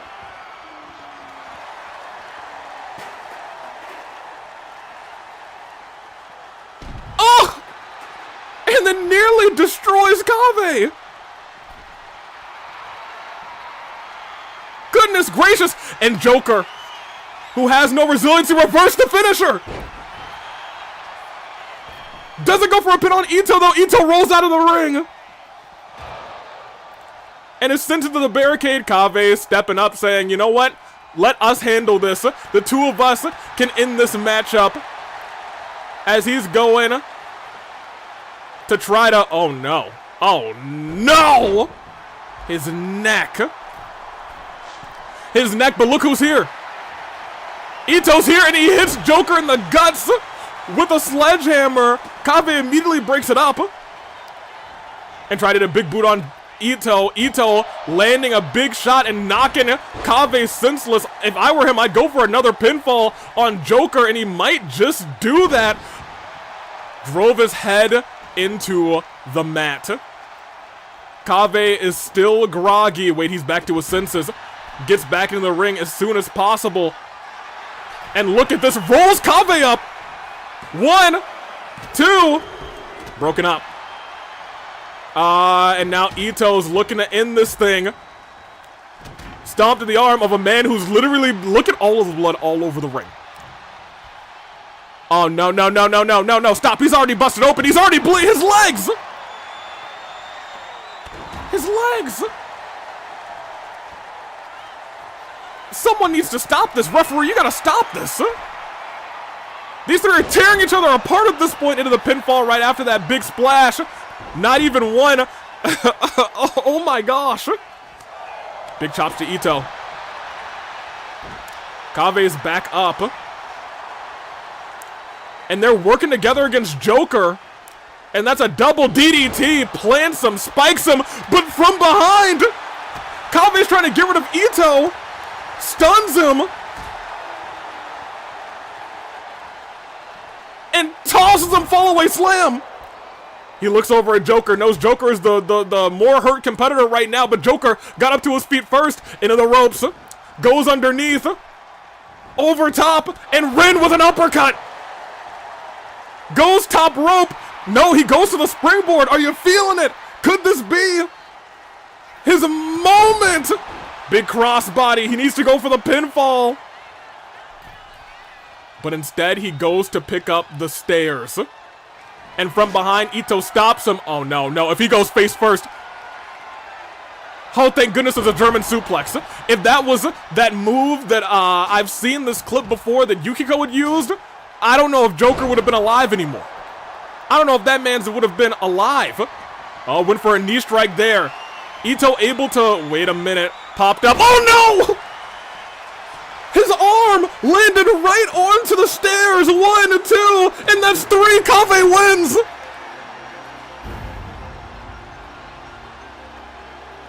The pain may have knocked Itto out as Kaveh is added to the Fight Forever Championship match. My gosh. And this is a man who bled all over the ring. All over the outside and the inside. Disgusting. But he got the job done. Perhaps all of that blood was worth it. We'll only be able to tell when we see the results next Friday on Black Friday. Pinfall, and we see it right there. 1, 2. And it was a kick out. And I don't know if Kaveh burned resiliency in this fight. He had so many, oh yeah, certainly that's resiliency. And somehow, some way, he did it all. He survived the entire thing. Hey, look. He had to have made some people proud tonight. He has to have some loved ones out there. And maybe a lady or a boyfriend or some non-binary friend. Who knows? Maybe he's got somebody out there. I hope he does. Kaveh seems like a stand-up gentleman. And more notably, he's going on to the Fight Forever Championship match. It is now officially a triple threat. Congratulations to him. Hey. That was a good match. It was a little bit more brutal than I thought it would be. Hey, take me back over. Get me out of here. Thank you. What were your oh, Kaveh. Kaveh didn't have a lot of predictions on him, so somebody's getting a lot of pancakes. And Kaveh didn't have a lot of predictions on the... Oh, so many people lost a point here. They didn't believe in Kaveh. Who would have thunk? We will continue, though. Because it is time for one-on-one. It is Deity Miku versus Iruma. And let me get you your predictions.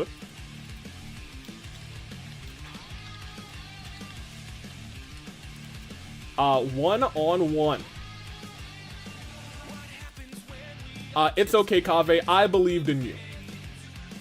Oh, it's just like that one song that played with the guy that appeared on the screen. He said, I believe in Joe Hendry, I think. It's a singles match. It is Deity Miku, and it's Iruma. 5 minutes for you guys on the Twitchins. Let's see it happen, because it is time for the electricity to surge. They're already in the ring. Wait a minute.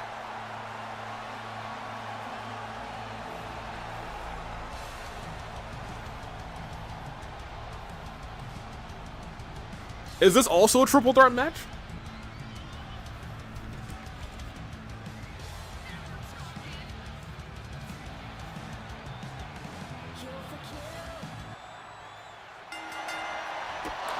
No, I don't think so.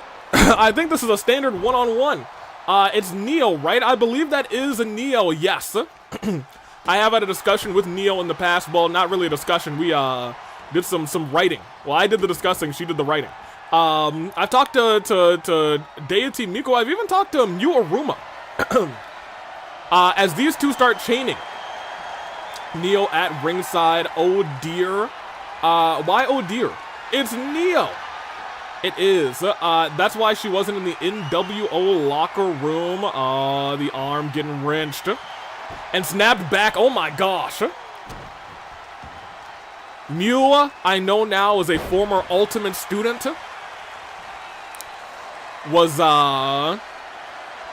essentially... ooh, hold on a minute. Oh, tried to go for some sort of diving move. Landed right on her cheeks.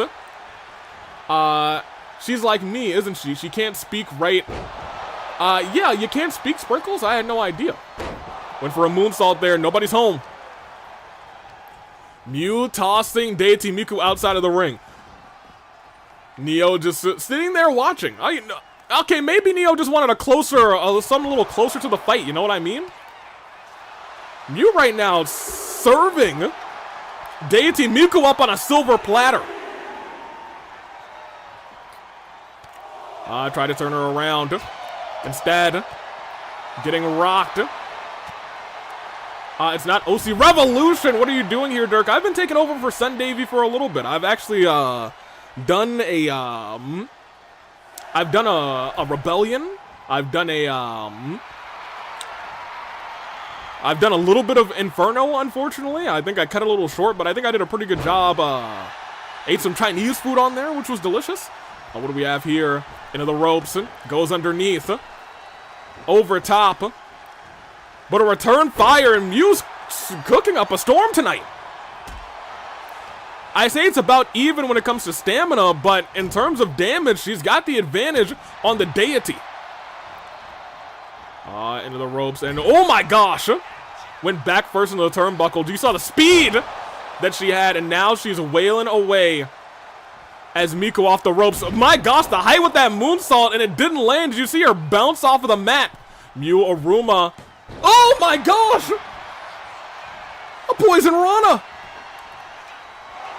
But not even a one after that. What on earth? Wrenching that arm back and snapping it on Miku. Miku, a former AWE All-Star champion, is now in the corner and is on. Wait, hold on. Going back and forth. And goes for a boot. And returning fire is Miku with a boot. Oh, but look at this. Mew Iruma plants Miku down. Stood back up. Neo's likely watching this with a big old smile on her face. Goes underneath. And a Pele kick lands. The Deity is out cold, and I'll tell you what, that's got to be resiliency here. 1, 2, and it is. Mew Iruma is putting on a show tonight. Big kick. Jawbreaker. Miku falls over flat. As Mew may be looking to finish this. Oh my gosh, landed right on the back of the neck. Miku back in control. Tossing Mew onto the ropes. Going for a quick pinfall afterwards. I'm not sure if that's going to be too effective. Kick out by Mew. Stomp to the back. Wrenching that arm back as well. Ugh! Disastrous as now they're trading blows, center of the ring. And another shot. And again, Miku starting to build a comeback in this fight. But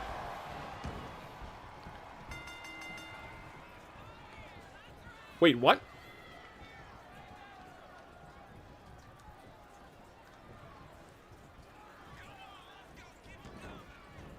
Neo, what is Neo doing? Oh my gosh! Miku took out Jessica!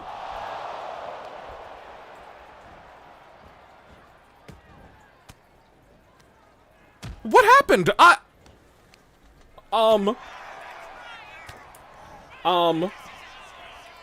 Here, let me end this. Apparently this match is over.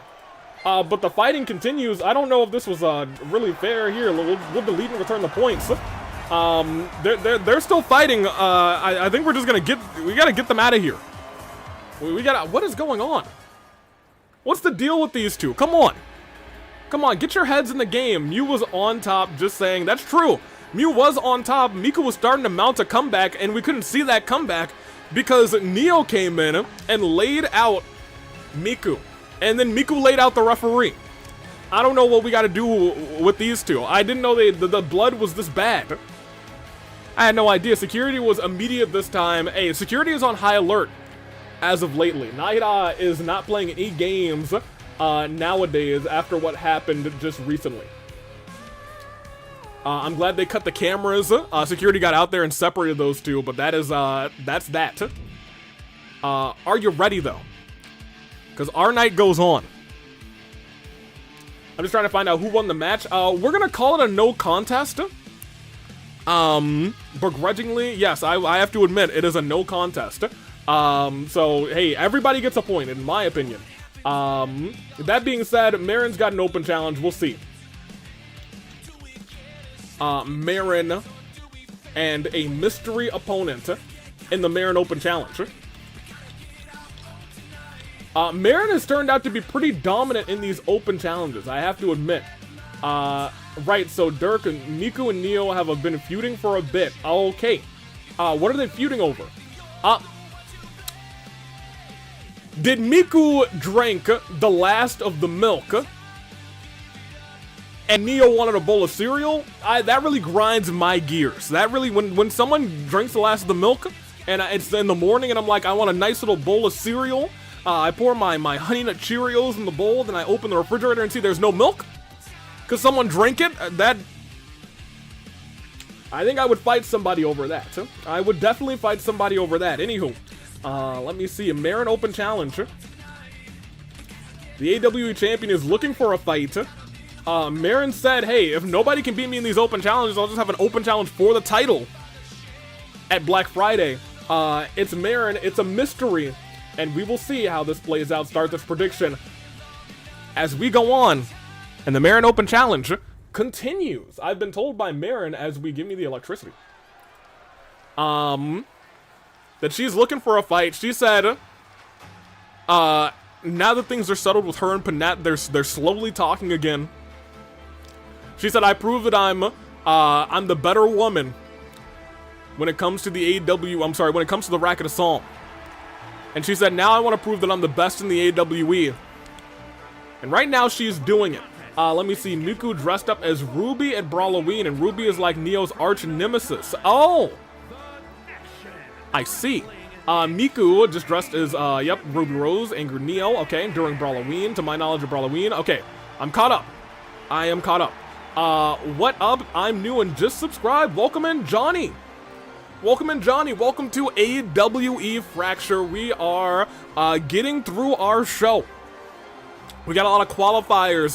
We got a lot of #1 contenders matches, and we've had a lot of chaos. We've had a lot of chaos so far. I still don't have an update from the general managers. They found a replacement for that tag team match in our semi-main event. How you doing, though, Johnny? Welcome to the channel. I am Dirk Madison. I'm subbing in for Sun Davey, who had a terrible fall.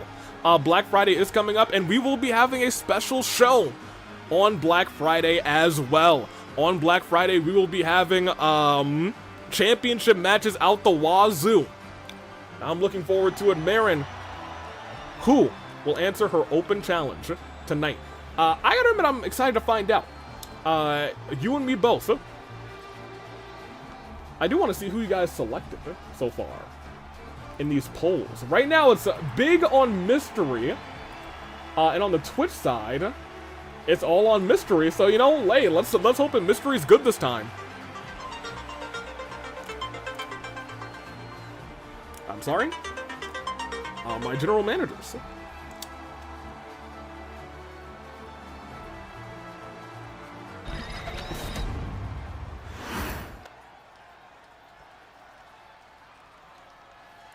Well, I'll be. Ladies and gentlemen, next Friday at Black Friday, apparently Miku and Neo are settling things once and for all in an AWE Underground match.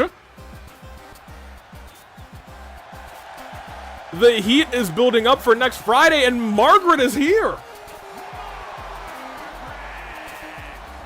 Margaret, welcome to the Merrin Open Challenge.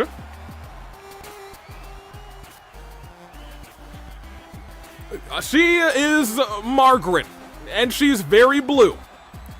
I know that much. I do know that. Anywho, Margaret, here we go. And I thought Rise was finally making her debut.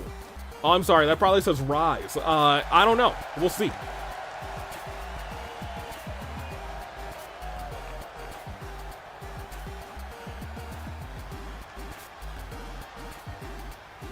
the best of luck to Margaret. It is Risei Dirk. Oh, so I was right the first time. It felt like a name. The Wind wants Margaret to suplex them. I'm pretty sure a lot of people do. As this begins, big clothesline misses, and look who takes advantage. If she is out here hitting lots of suplex, oh my gosh!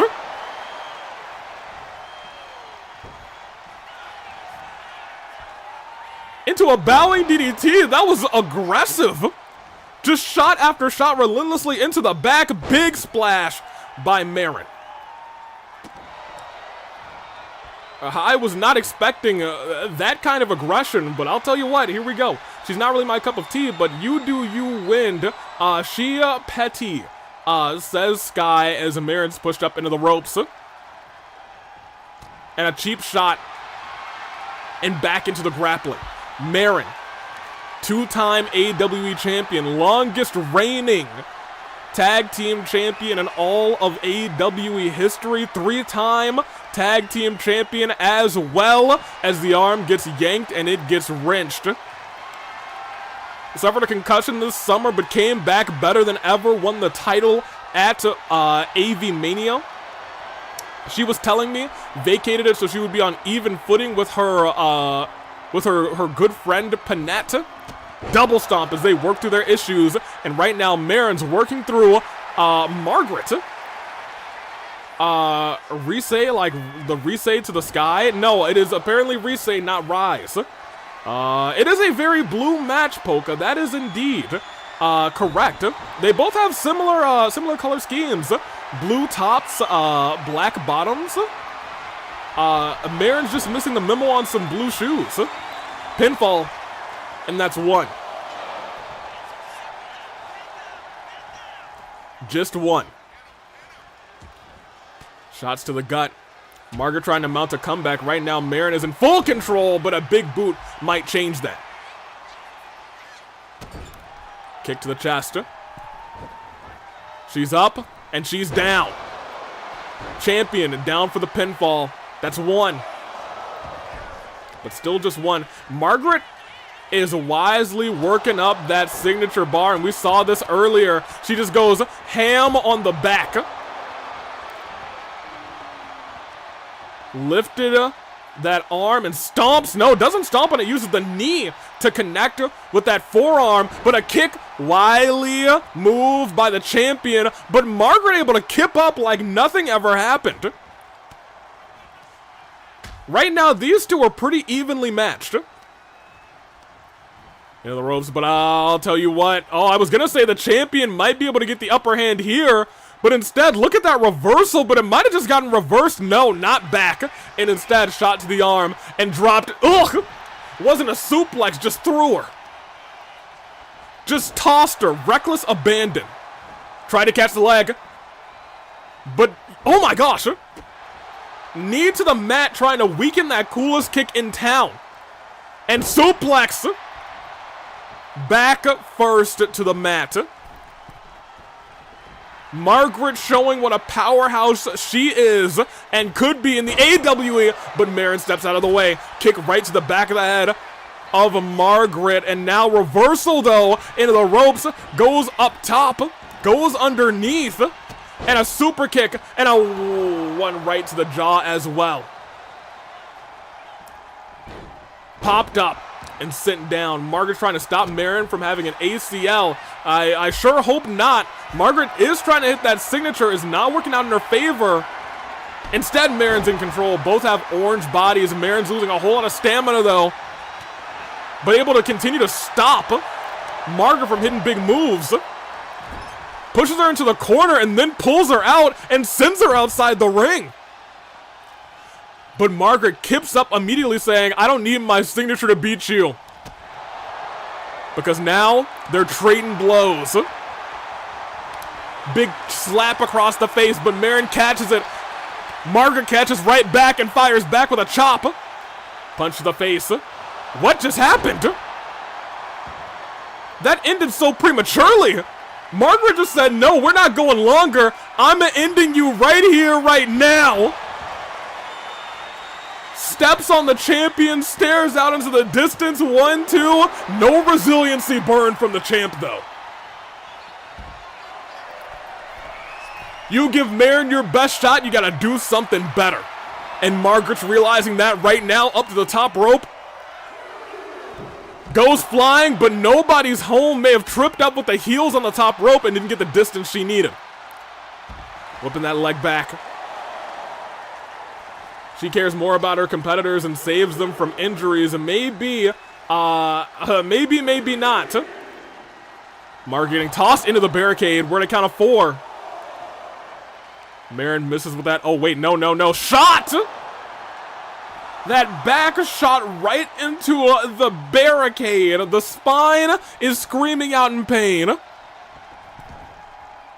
As now it's Merrin who's looking to do some diving. She's got to be careful. We're at a 6 count off the ropes. Flying with that elbow drop. And not just an elbow drop now. She is going boom. And goes for the pinfall. This could be resiliency. 1, 2. That was barely 2. That was 2.001. Oh my gosh. Couple kicks. She may be setting up for an even cooler kick after this neckbreaker lands. Oh, not an even cooler kick. Because she is delivering that kick right to Margaret as she falls down. The even cooler kick in town for 1, for 2, and that's resiliency on Margaret. Look at how the tables have turned because up again, coolest kick in town doesn't land. Margaret able to get out of it, doesn't get out of it on the way back. Ladies and gentlemen, put your 07s in chat because Margaret just took 2 devastating shots to the temple and nobody kicks out of the... What? I'm sorry. I'm sorry. What? What I just saw was potentially CTE. What on earth? Reversal from Merrin. Margaret somehow survives after 2 kicks right to the temple and the boom drop. Flapjack right to the face. Margaret's hurting and trying to get over onto the apron. Might not be the best decision in the world against somebody as agile as Merrin, our champion. Margaret goes down. Referee begins the count at 1. Maybe, eventually. Possibly, maybe a little bit. Okay, maybe not. Maybe not. Oh, wait a minute, reversal. Oh, champion goes chest first. Goes chest first into the steps. Toss to the outside again. Count of 3, Margaret kips up. And I'll tell you what, Margaret likely needed all of that resiliency bar.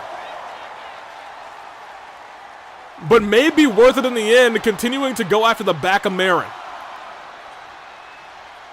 Because if Merrin can get stunned right now or stays down, Margaret could try and win this thing by count out.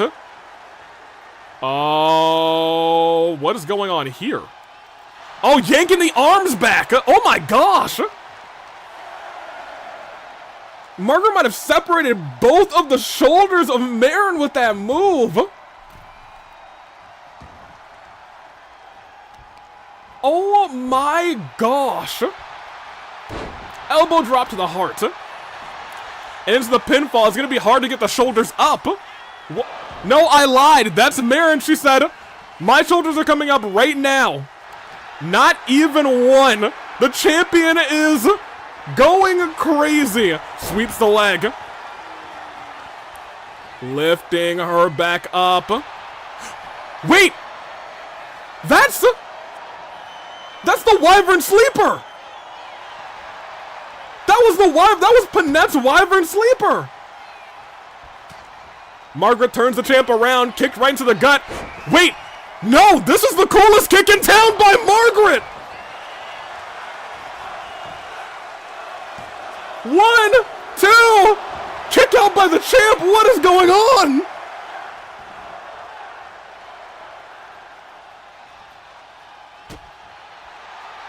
Just like that!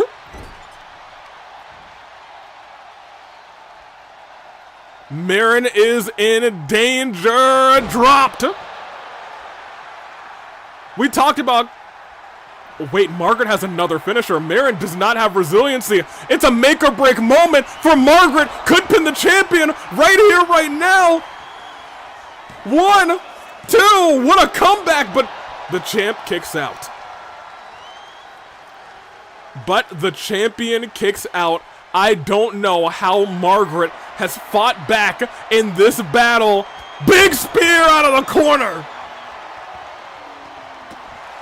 Big spear out of the corner. Merrin able to kick at the last second, kicking Margaret away, standing Margaret up. The audience on their feet. Coolest kick in town. Dodge goes underneath, and it lands this time. 07's for real. Margaret put up one heck of a comeback, but it's hard to stand up to the... What? Ladies and gentlemen, look, sometimes you can play up your surprise. Sometimes you can play up your shock. That was genuine shock. That was, oh my gosh, huh? That was, what are we watching? Where were you when Margaret kicked out of a third coolest kick in town? Where were you? Reversal of the signature right back. They both reversed each other's signatures. What is going on in this matchup? Oh my gosh. And a stomp, dropping the knee on the arm. These two are cooking. Even if Margaret doesn't win the match, I wouldn't mind seeing these two go for the championship. I'll tell you what. This is incredible. We're at a count of 6. I think that might count as... It does not count! A double stomp. That does count as restarting the count because she was technically in the ring, I guess. Margaret with the signature. The throwing suplex. Wait a minute. If Margaret gets Merrin back into the ring, but Merrin with the reversal at the last second. At the last second, Merrin reverses. But look who's up on her feet already. But the kicks are landing off the ropes. Drop kick, ran right into it, onto the jaw. That pinpoint accuracy could get Merrin the win. And the big splash doesn't land. At the last second, Margaret rolled out of the way. Tried to lift her up, but Merrin with the reversal. Coolest kick doesn't land. But now she's in town. Goodness gracious. She's the champion for a reason. Into the pinfall. We'll say it with bated breath. Is it 1? Is it 2? Is that actually it? It is.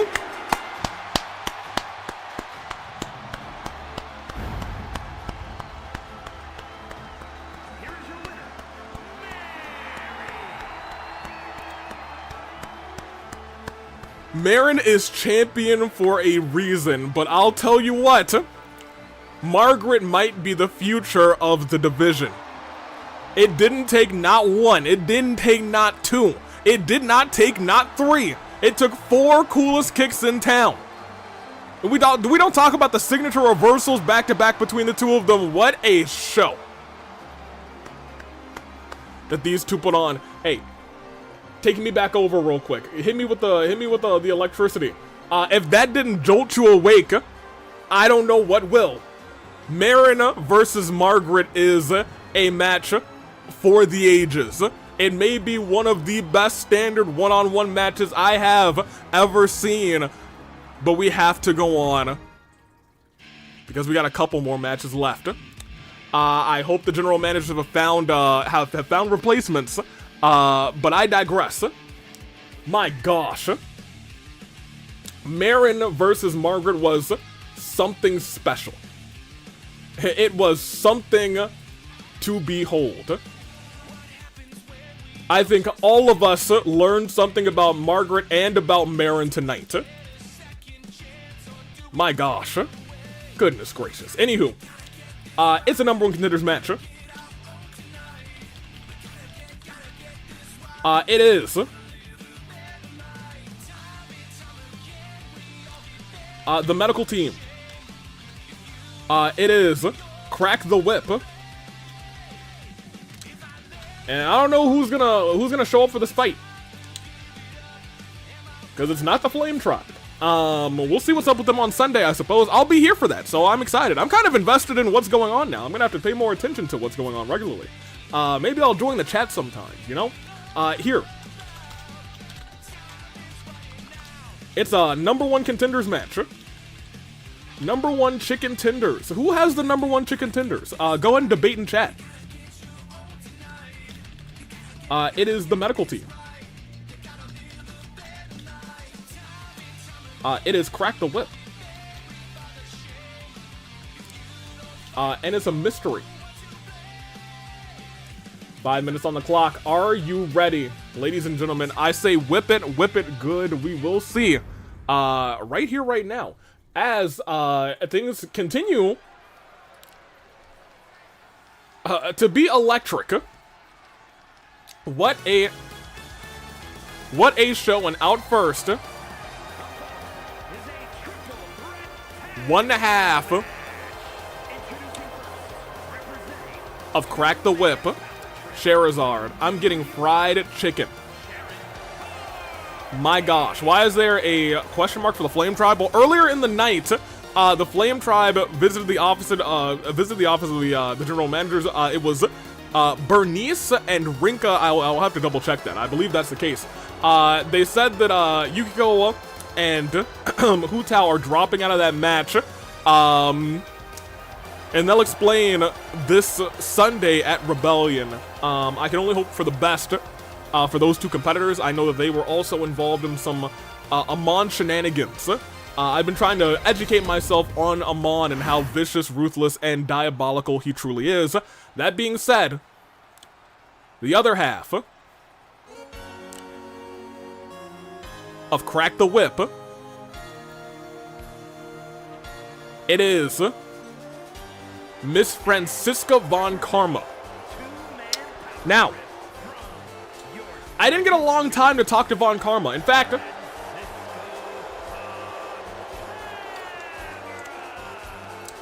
she whipped our cameraman 4 times, and I said, hey, you know, that's all right. I think this interview is over, and I walked away in fear of being whipped myself. She is a very intimidating soul.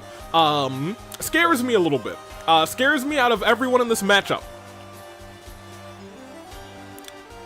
I gotta say, you know, I fear a lot of people. But she's up there in my list of people that I fear. Respectfully, though, respectful fear. I think she has a lot to show in the ring. I know she put up a banger against March 7th. And we'll see how this all plays out.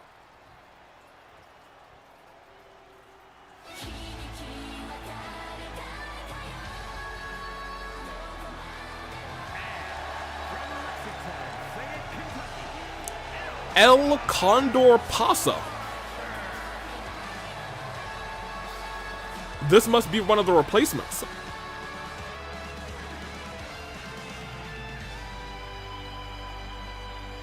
Well, okay then. It's El Condor. It is El Condor. El Condor and Nimona watch. Hey, we'll see. The greatest luchador. I do know Nimona, actually. I think they'd be a pretty good team. El Condor. Let's go. I think there are soon to be 2 horses here. Let me see. That's a horse. Let's see. Let's see how this all plays out. I'm excited. El Condor Possum. Excited to see what El Condor can do. The horse girl from, what was it? Uma Musumi. I believe that is it. Hey, we might see. I don't really know much about El Condor Pasa. El Condor. We'll find out tonight. Is teaming up with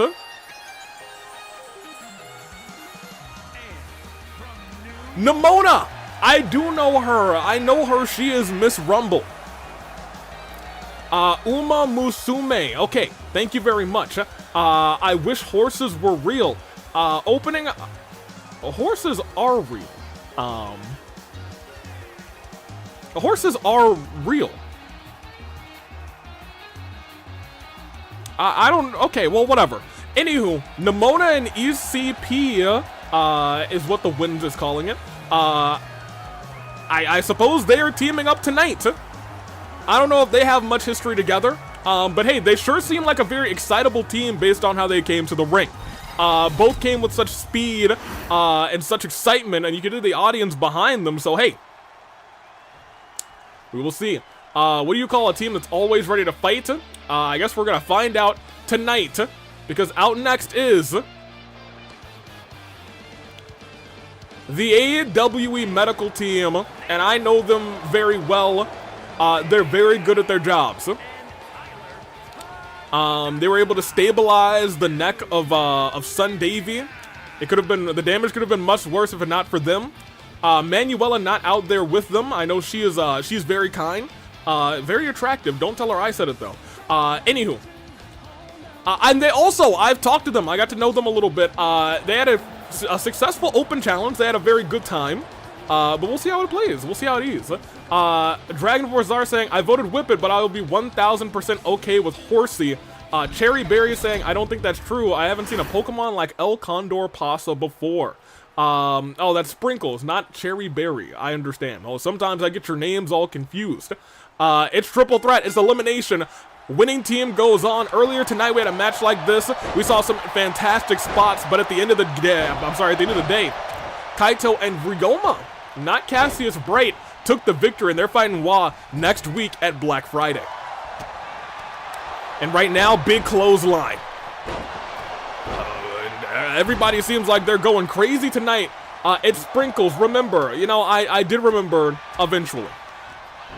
It is what it is, and it ain't what it ain't, Sprinkles. Tai Takemi dropped on her neck. And right now, for a moment there, the only team standing was Crack the Whip. Is now everybody, two count on Von Karma already. It's all chaos for right now. It's all chaos. You know who I am? You didn't forget about me, right? Oh yeah, no, I remember you're the scary ghost, but isn't actually scary. Is actually a pretty nice guy. And it looks like, whoa, hold on, a little bit of intermingling of the teams as they work together on El Condor Pasa, but look at that.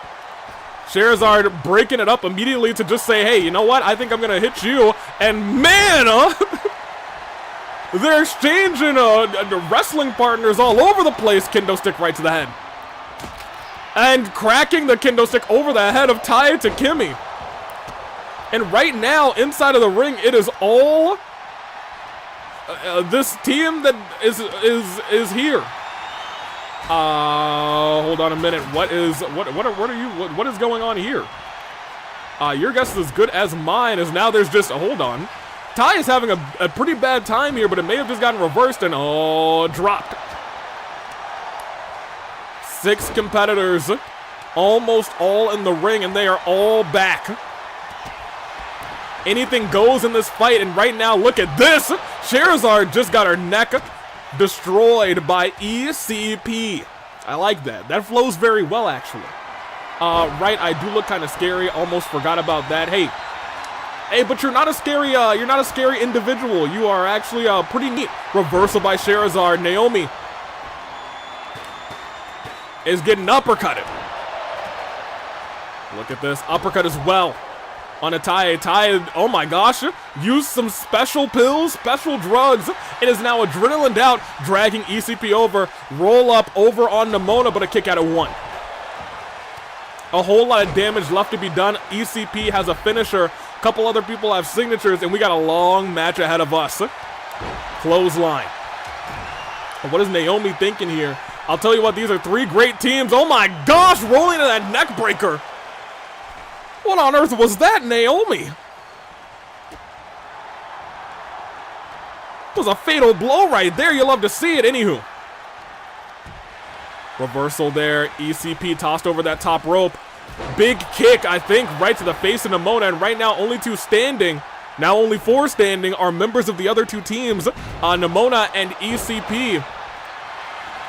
Looking like they need to get their bearings straight. Naomi on the... Oh my gosh! Von Karma just got knocked out. Let me see. Thank you, says Sprinkles. Hopefully I look less scary with this cloak if I cover myself. Arguably, I'm going to keep it a buck with you. I think you're a little bit more scary with the cloak. I personally think cloaks are inherently scary. And look at that. Look at Naomi running interference. Now, here's what I'm talking about. We got the team that, oh my gosh, painkillers. We got the team that's excelling at energy. Oh, that kick didn't quite land flush. Broken up. The team that excels at energy, we have the team that excels in wrestling, I think. And I want to point out, I think the third team is, oh my gosh, instant karma out of the corner. And stopped from making that breakup. A lot of interesting tag team work between teams is going on in this matchup.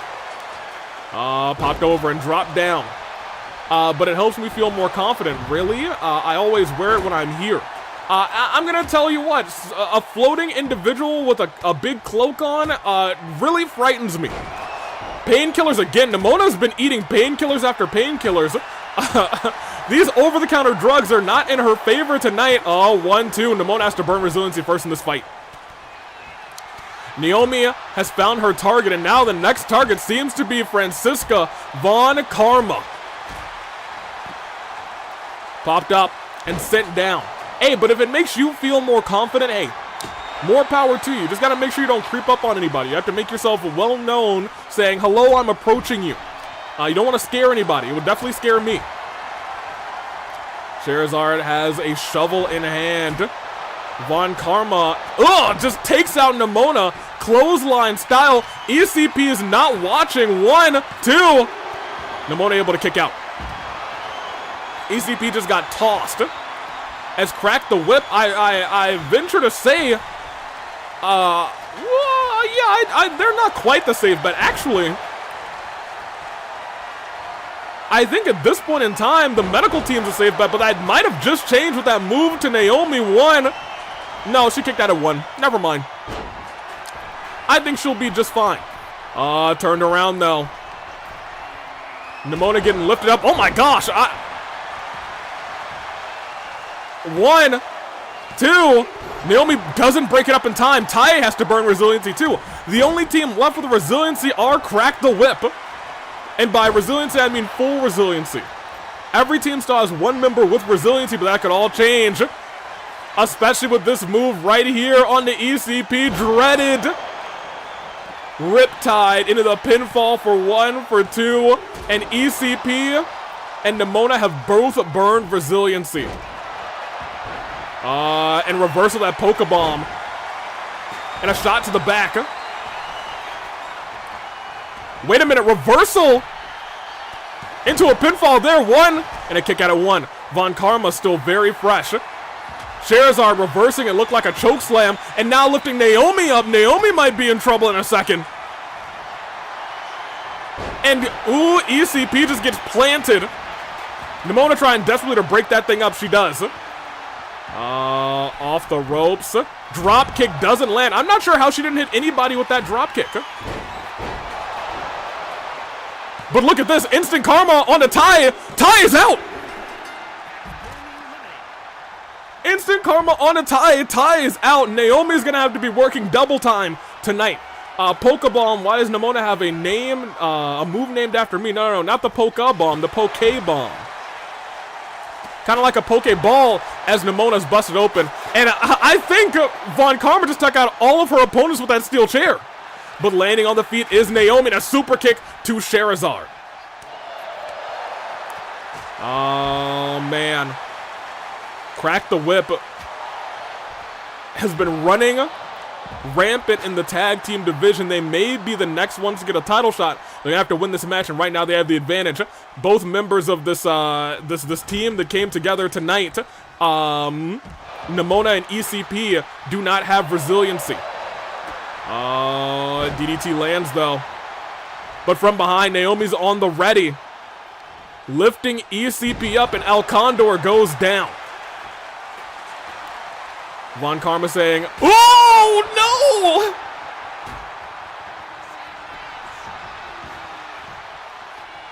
no! One, two, Nimona breaks it up. That honestly could have been the end of El Condor Pasa. And this might be the end of Nimona. As both of them are taking big finishers. It might be the end of both of them in a blink of an eye. 1, 2, 3. El Condor Pasa's out. And oh, Nimona survives. Nimona able to survive, and right now, Crack the Whip have everyone exactly where they want them. Nimona rolls out, ECP struggling to the back. They may not have been prepared for this battle, but they sure weren't going to turn down a fight. Drop kick to the back. Naomi trying to weaken Francisca Von Karma, who is I was going to say the freshest person in this fight. Naomi might be the freshest one in this fight. Actually, big clothesline by Nimona. Now here's the thing. Nimona and Naomi, they have to work together here. They have to take out at least one member of this other team. They have to take out one member of Crack the Whip. Let me see. Okay, but I don't talk to people. I can't talk in person. Remember, I'm like Neo. I can only write and gestures, I think, and make noises and sounds, so no one understands. You should get like a text-to-speech, like some sort of item that does text-to-speech. Maybe have a soothing voice from it. So I can't. So I stay quiet and don't talk because I can't talk. I just try to keep out of the way of people and just clean. That's kind of sad. That's a sad existence, Mr. Sprinkles. And like that, Saturdavy is crying. Sundavy is the one who's hurt. Saturdavy is a member of a mafia. Oh my gosh. Walking around, Naomi's got not a kendo stick, that's a whole hockey stick. And this Haas fight continues. Naomi's shot on the back. Rolled out of the way though. Chopping Sherazard. Nimona trying to get in on some of that. Ducking that shot. And look at this, Nimona turning Francisco around and does land, potentially, the Pokebomb! Sherazard's still down, but Nimona doesn't go for the pin. She does now. Von Karma burns resiliency. Wait. Nimona broke it up! Nimona, what are you doing? Doesn't Saturdavy do trails? That is also true. Well, Sundavy is crying. Well, I don't think Sundavy is crying for that reason. I think Sundavy's crying because, well, he's in a neck brace and his arm is broken. Oh man. Naomi's stunned but is surviving. Von Karma has no resiliency, tossed into her partner. Here's the thing though, Naomi does have a finisher, but so does Von Karma. Ladies and gentlemen, that might be the end of Nimona in this fight as she's injured. Her back's hurting. 1, 2, and Naomi lets it happen. Naomi, I think, realizing I might have a better chance, and Samoa Joeing and surviving on her own. The wind I heard said Samoa Joeing them earlier. Naomi's got a long way to go if she's going to win this thing, but the thing is, she does have resiliency. There's a world, there's a chance. Dropped her. Almost looks like she used instant karma herself. Wait a minute. Reversing the signature, Naomi. Double stomps. Into the double knees. Lifted right back up again. But Sherazard with the reversal. Tossing Naomi to the stairs. Naomi might need a medic herself after this. And a stomp on the arm. And just like that, both members of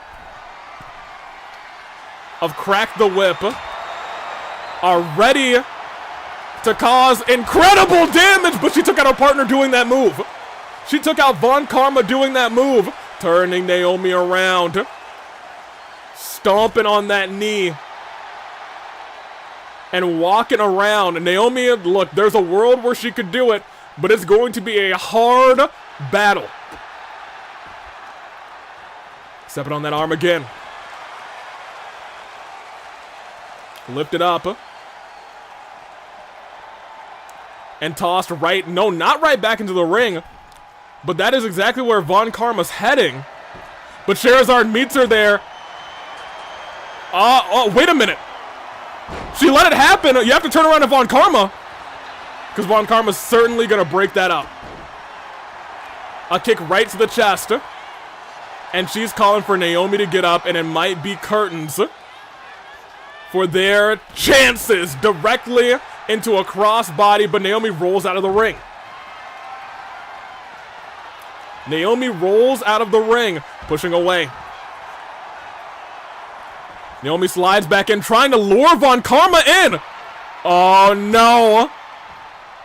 But instead, goes down. Wait, no, reversal. Reversal ran through. Dragged to the corner, though, and we might be seeing instant karma from the corner land. And it does. Naomi had a moment to shine, but resiliency's now gone. And that may have been her one saving grace. Wait, rolled out of the way. Turns back over to Von Karma, but Von Karma hits a nasty... Wait, no! Reversed into painkillers! Broken up by Scheherazade, and Scheherazade's lifting her up, and it's the end of this fight, ladies and gentlemen. 1, 2, and new #1 contenders. Crack the whip, survive. Crack the whip, survive. Naomi held out as long as she could. Fought an incredible fight, but at the end of the day, 2-on-1, near impossible odds to overcome. Kick to the back of the neck. ECP and Nimona held out long as well until both of them were hit as well, with finishers rather, at the exact same time. Oh, popped up. Oh, and I didn't even see that, actually. That looked like it might have been instant karma onto the chair. Here's where we were the defining moment for this team. They were both pinned at the same time. Referee couldn't count at 2 pins at the same time. They could have both been out there. But this is where Nimona finally made her final stand with that last instant karma to her. And then Naomi was here 2-on-1. Turned her around. Was able to hit painkillers here very quickly. Had to focus in on Von Karma, but Von Karma was not staying down. Scheherazade ended this matchup with her partner, and they go on to fight for the tag team titles in 7 days' time for 1, for 2, and for 3. Are you looking at the future AWE Tag Team Champions? Will this be the sight at the end of their match next Friday, except with titles in their hands? We will see. We will see. Hey, I think they've got a real chance. But that brings us now to our main event. Are you ready? It is a tag team matchup. All 4 of these men will be involved in 2 different World Championship matches. It was indeed Crack the Whip for your predictions. And over here, it was indeed Crack the Whip. So let me give it to, let's give it to Twitch first. You guys get the final prediction of the night first. It is Amon and Q-Taro versus Mondo and Makoto. Put a little 5 minutes on the clock. It's main event time.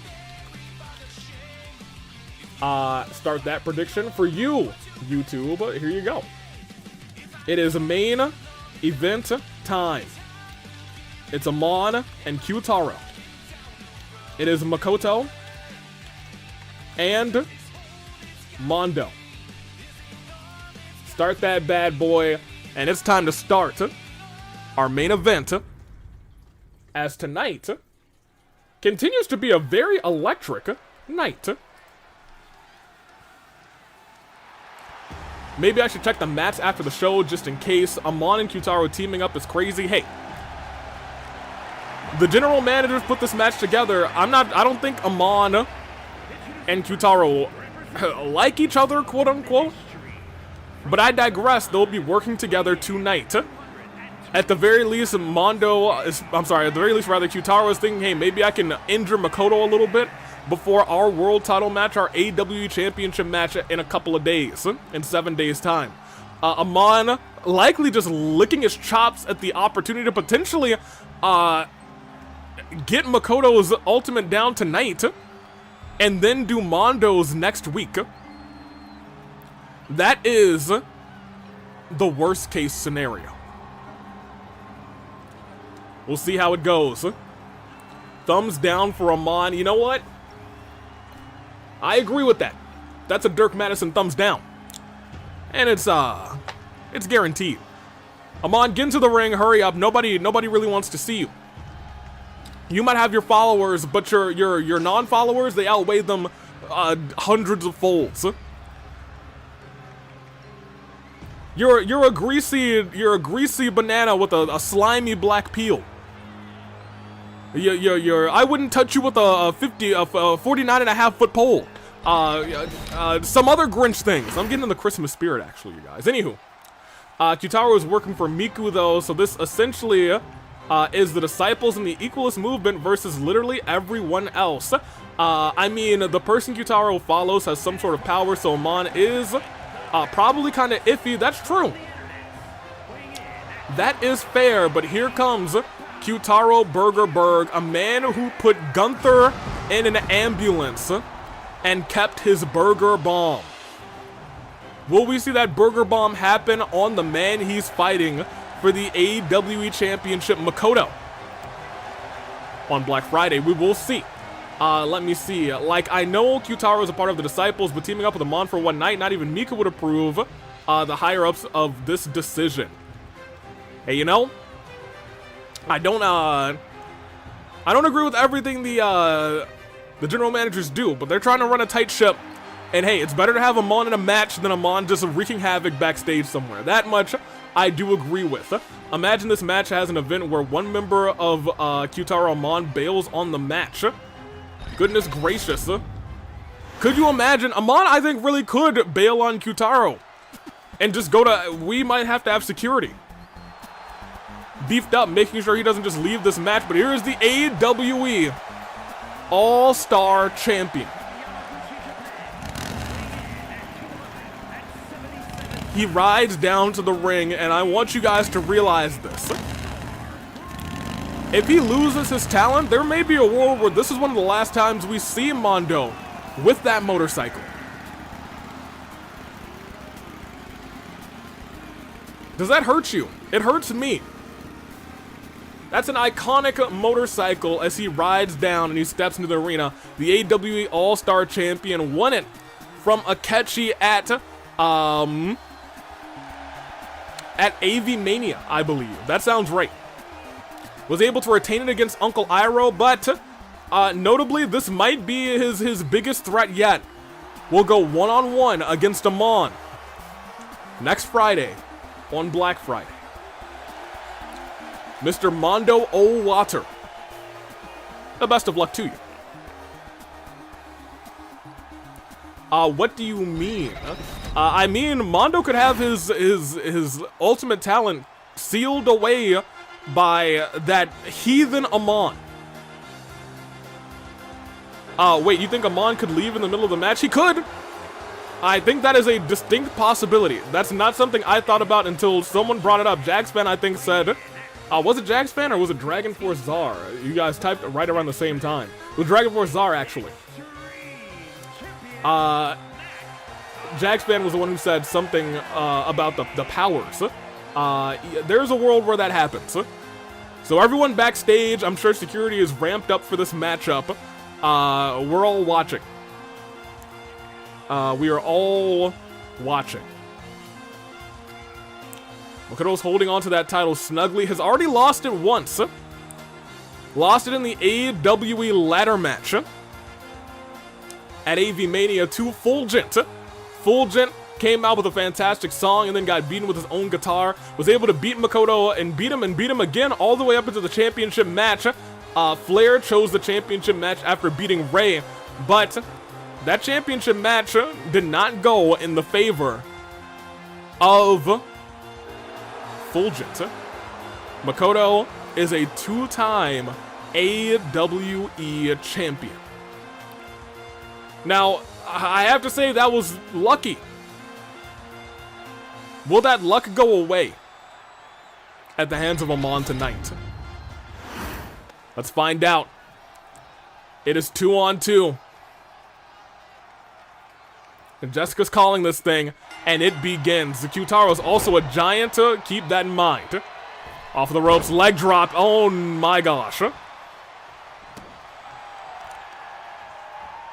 Knee strike as well, right to the throat of Mondo. Lifting the leg, yanking the knee. Mondo trying to fight back himself. And a shot right to the head. Lifting up Amon and tossing him. Ooh, not towards the center of the ring, keeping him towards the ropes. Maybe trying to let the ropes do some extra damage. But instead, Mondo's the one who gets tossed towards the ropes.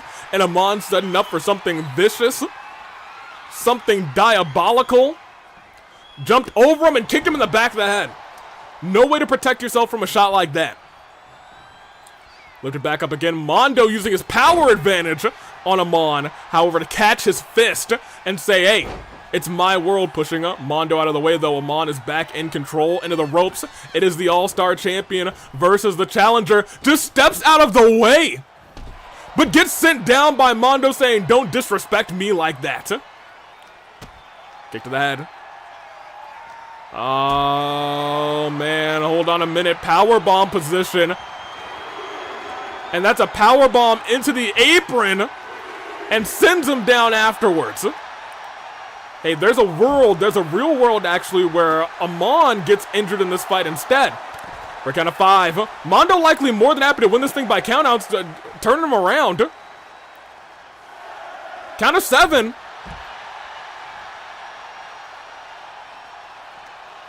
Amon lifted back up.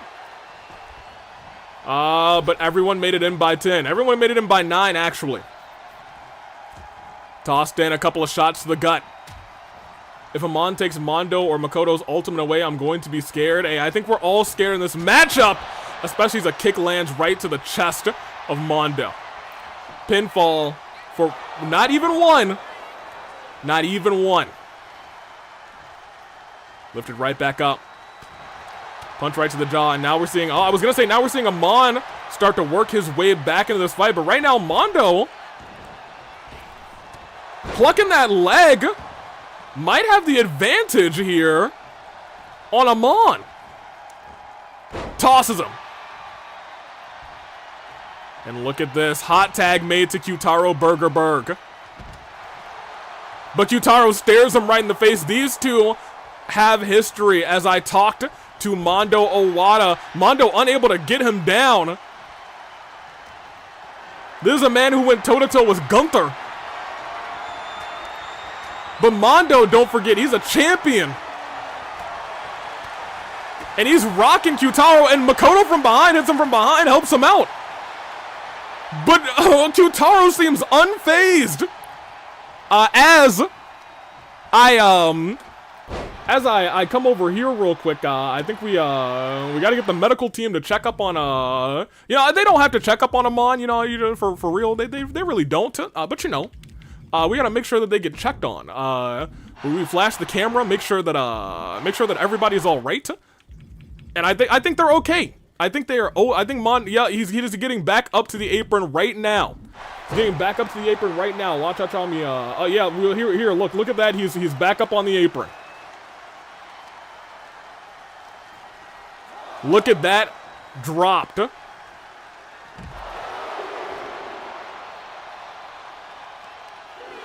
at a count of 3. Count of 4. Shot to the gut, count of 5. But unable to get Q-Taro down still. Count of 6. They gotta start getting back into the ring. They're at count of 7. Mondo gets out of the way. Gets rolled in, and Q-Taro steps in as well. They collide with each other. Q-Taro in control and sends Mondo face first. into the mat. Makoto has not been tagged in at all. Went for a clothesline there. Oh, and a big boot lands. Q-Taro lifting Mondo up and drops him down. Mondo desperately needs to make a tag. Steps out of the way though, shot to the gut. And here's the thing, that giant bar has been broken down and now Mondo can work his magic. Oh, or maybe not, a headbutt right to Mondo and a clothesline.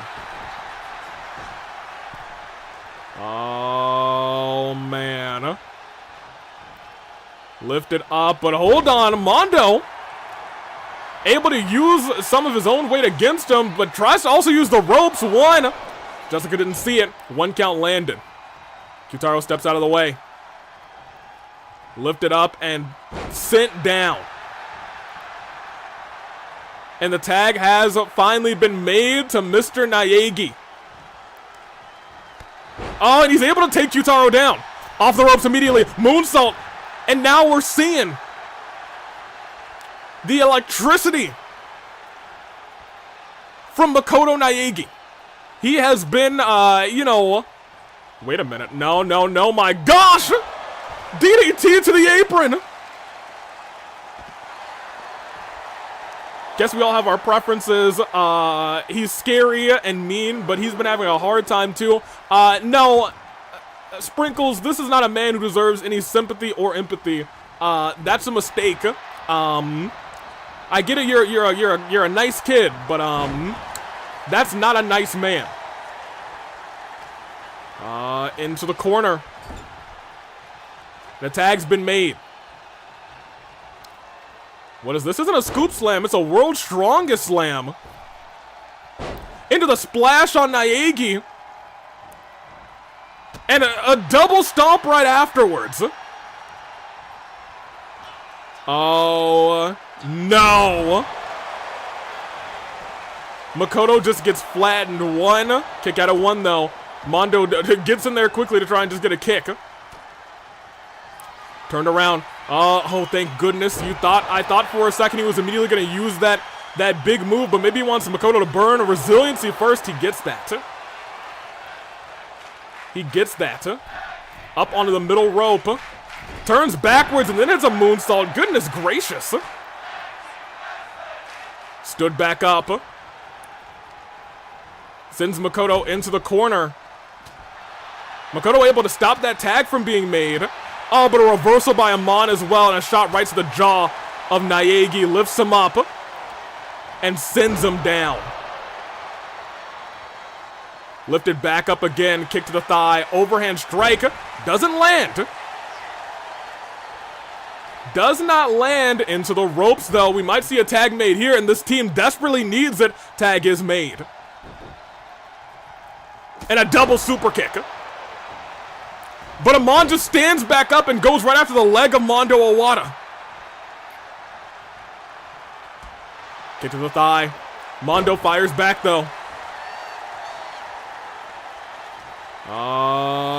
Lifted up. And slammed down. Little flapjack from a fireman's carry position. Mondo lifts him up again, turns him backwards. And a German lands. That's 1. 2. Kick out by Amon. 2 count, though. 2 count. Lift it up again.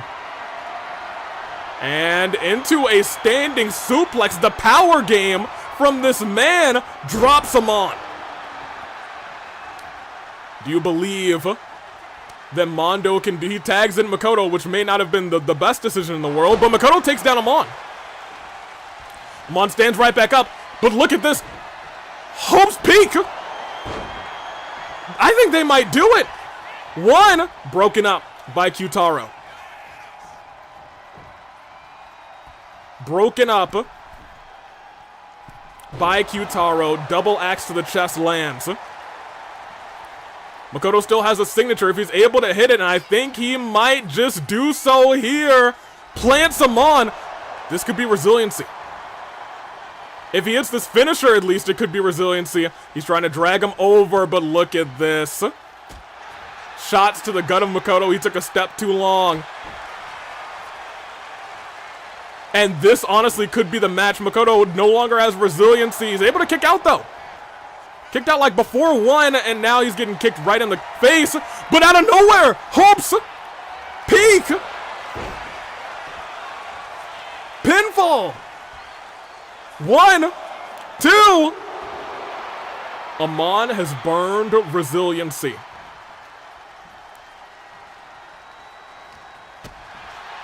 That being said, Makoto reversed the finisher, I think. DDT don't know Amon. Hold on a minute. You don't think. Come on. Went for a running move there. No, he's going for a diving move here. But Amon stood back up. They've traded positions. Amon jumps back in. Makoto a shot to the back. Into the corner. What's Makoto thinking here? He really should be thinking about a tag. And he's going for that pinfall again. Makoto has burned resiliency, but so was Amon. Into the pinfall. 1, 2. He almost had him.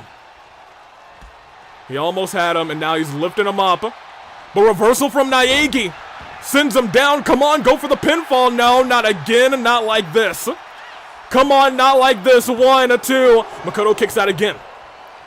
That might be his luck thriving, but that kick doesn't knock Makoto down. He got lucky, stayed on his feet. Tried to send him outside of the ring. Instead, sends him into the corner. And sends him on mask first into the turnbuckle. That thing might crack even more. Tag's been made. This could be it. Mondo has a signature and a finisher. Q-Taro can't come in. Come on, ladies and gentlemen, but reversal by Amon. And now he's going for that same pinfall again, this time. 1, just a 1. Up, and DDT spiking Mondo. And Amon makes the tag.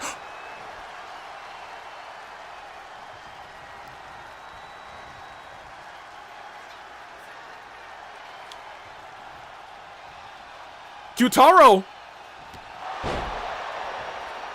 Q-Taro bailed on Amon! Q-Taro bailed on Amon!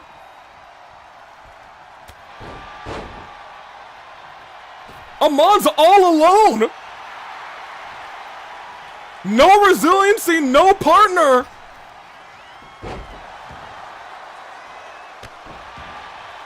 And no shot to win this thing! As Mondo looks to take down and pin Amon 7 days before he has to defend that title. Oh, but a reversal. Oh, no. Reversal of the finisher into the pinfall. 1. Oh, no. Jessica got taken out, too. Jessica also down with that move. Stood back up. Not onto the ropes yet. He does get onto the ropes there. Mondo slowly getting up to his feet. Amon waiting for him. Hops over. Mondo a step faster. Jessica still down. Reversal. Makoto can't come in to help. Jessica actually in the way of a move there. And it's a bulldog onto the referee.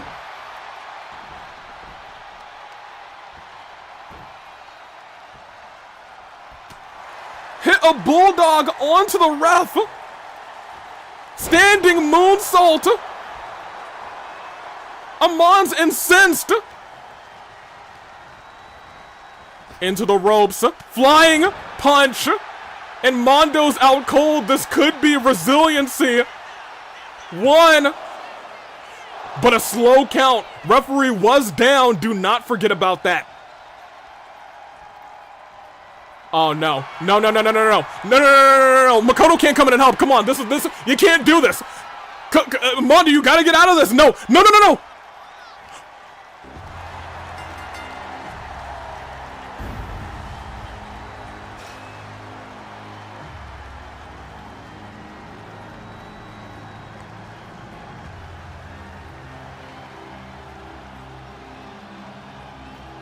I think we just saw Mondo. I think we may have just seen Mondo lose his ultimate talent here live in the middle of the ring.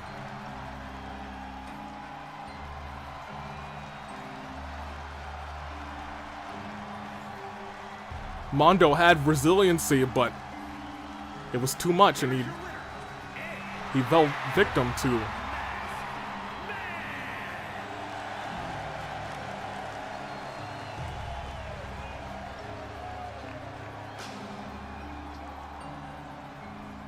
everything was going in the favor of Mondo and Makoto. They had burned Amon's resiliency. They defeated him.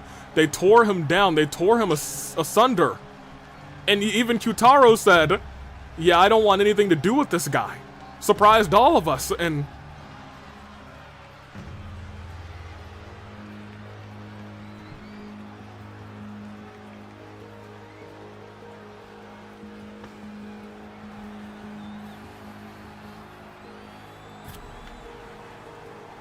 that was the worst possible ending. But that is our show.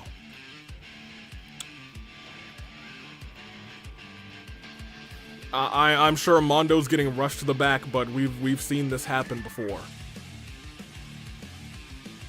It doesn't seem like it's when you get put in that submission. It seems like when you give up to that submission, and that's exactly what just happened to Mondo Owada. I don't even know what to say at a time like this, but let's go through our show. That's what Sunday usually does. That was our main event. Sherazard and Francisca Von Karma. Amon didn't have to do this. He could have saved it for his championship match. He could have let Makoto tag in, but instead, he wanted Mondo specifically.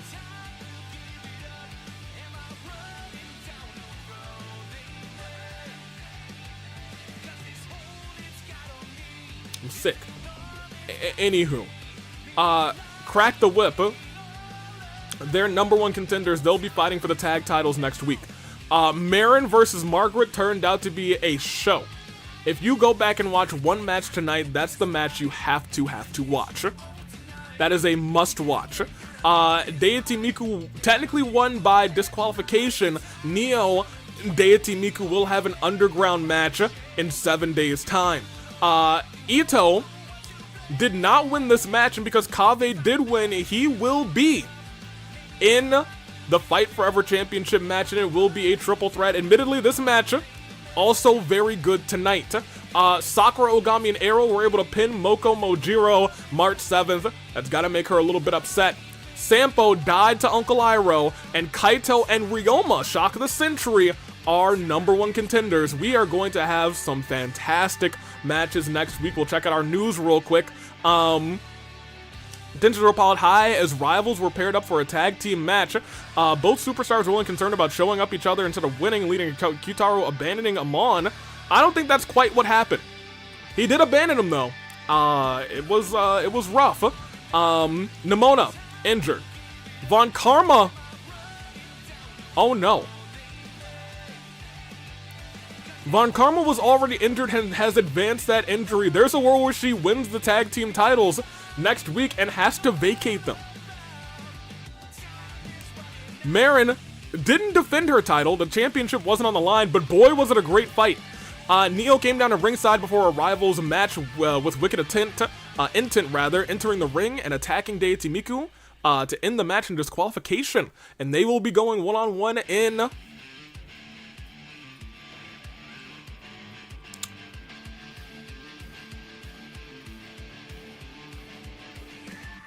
AWE Underground. Anywho, Itto injured. Ogami and Arrow scored an important win over Moko on March 7th. Olivier injured. Fuyuko has been cleared. Merrin won, and that is our show. Let me see. Amon fights Makoto during Rebellion. If Amon loses, he won't be using his submission move.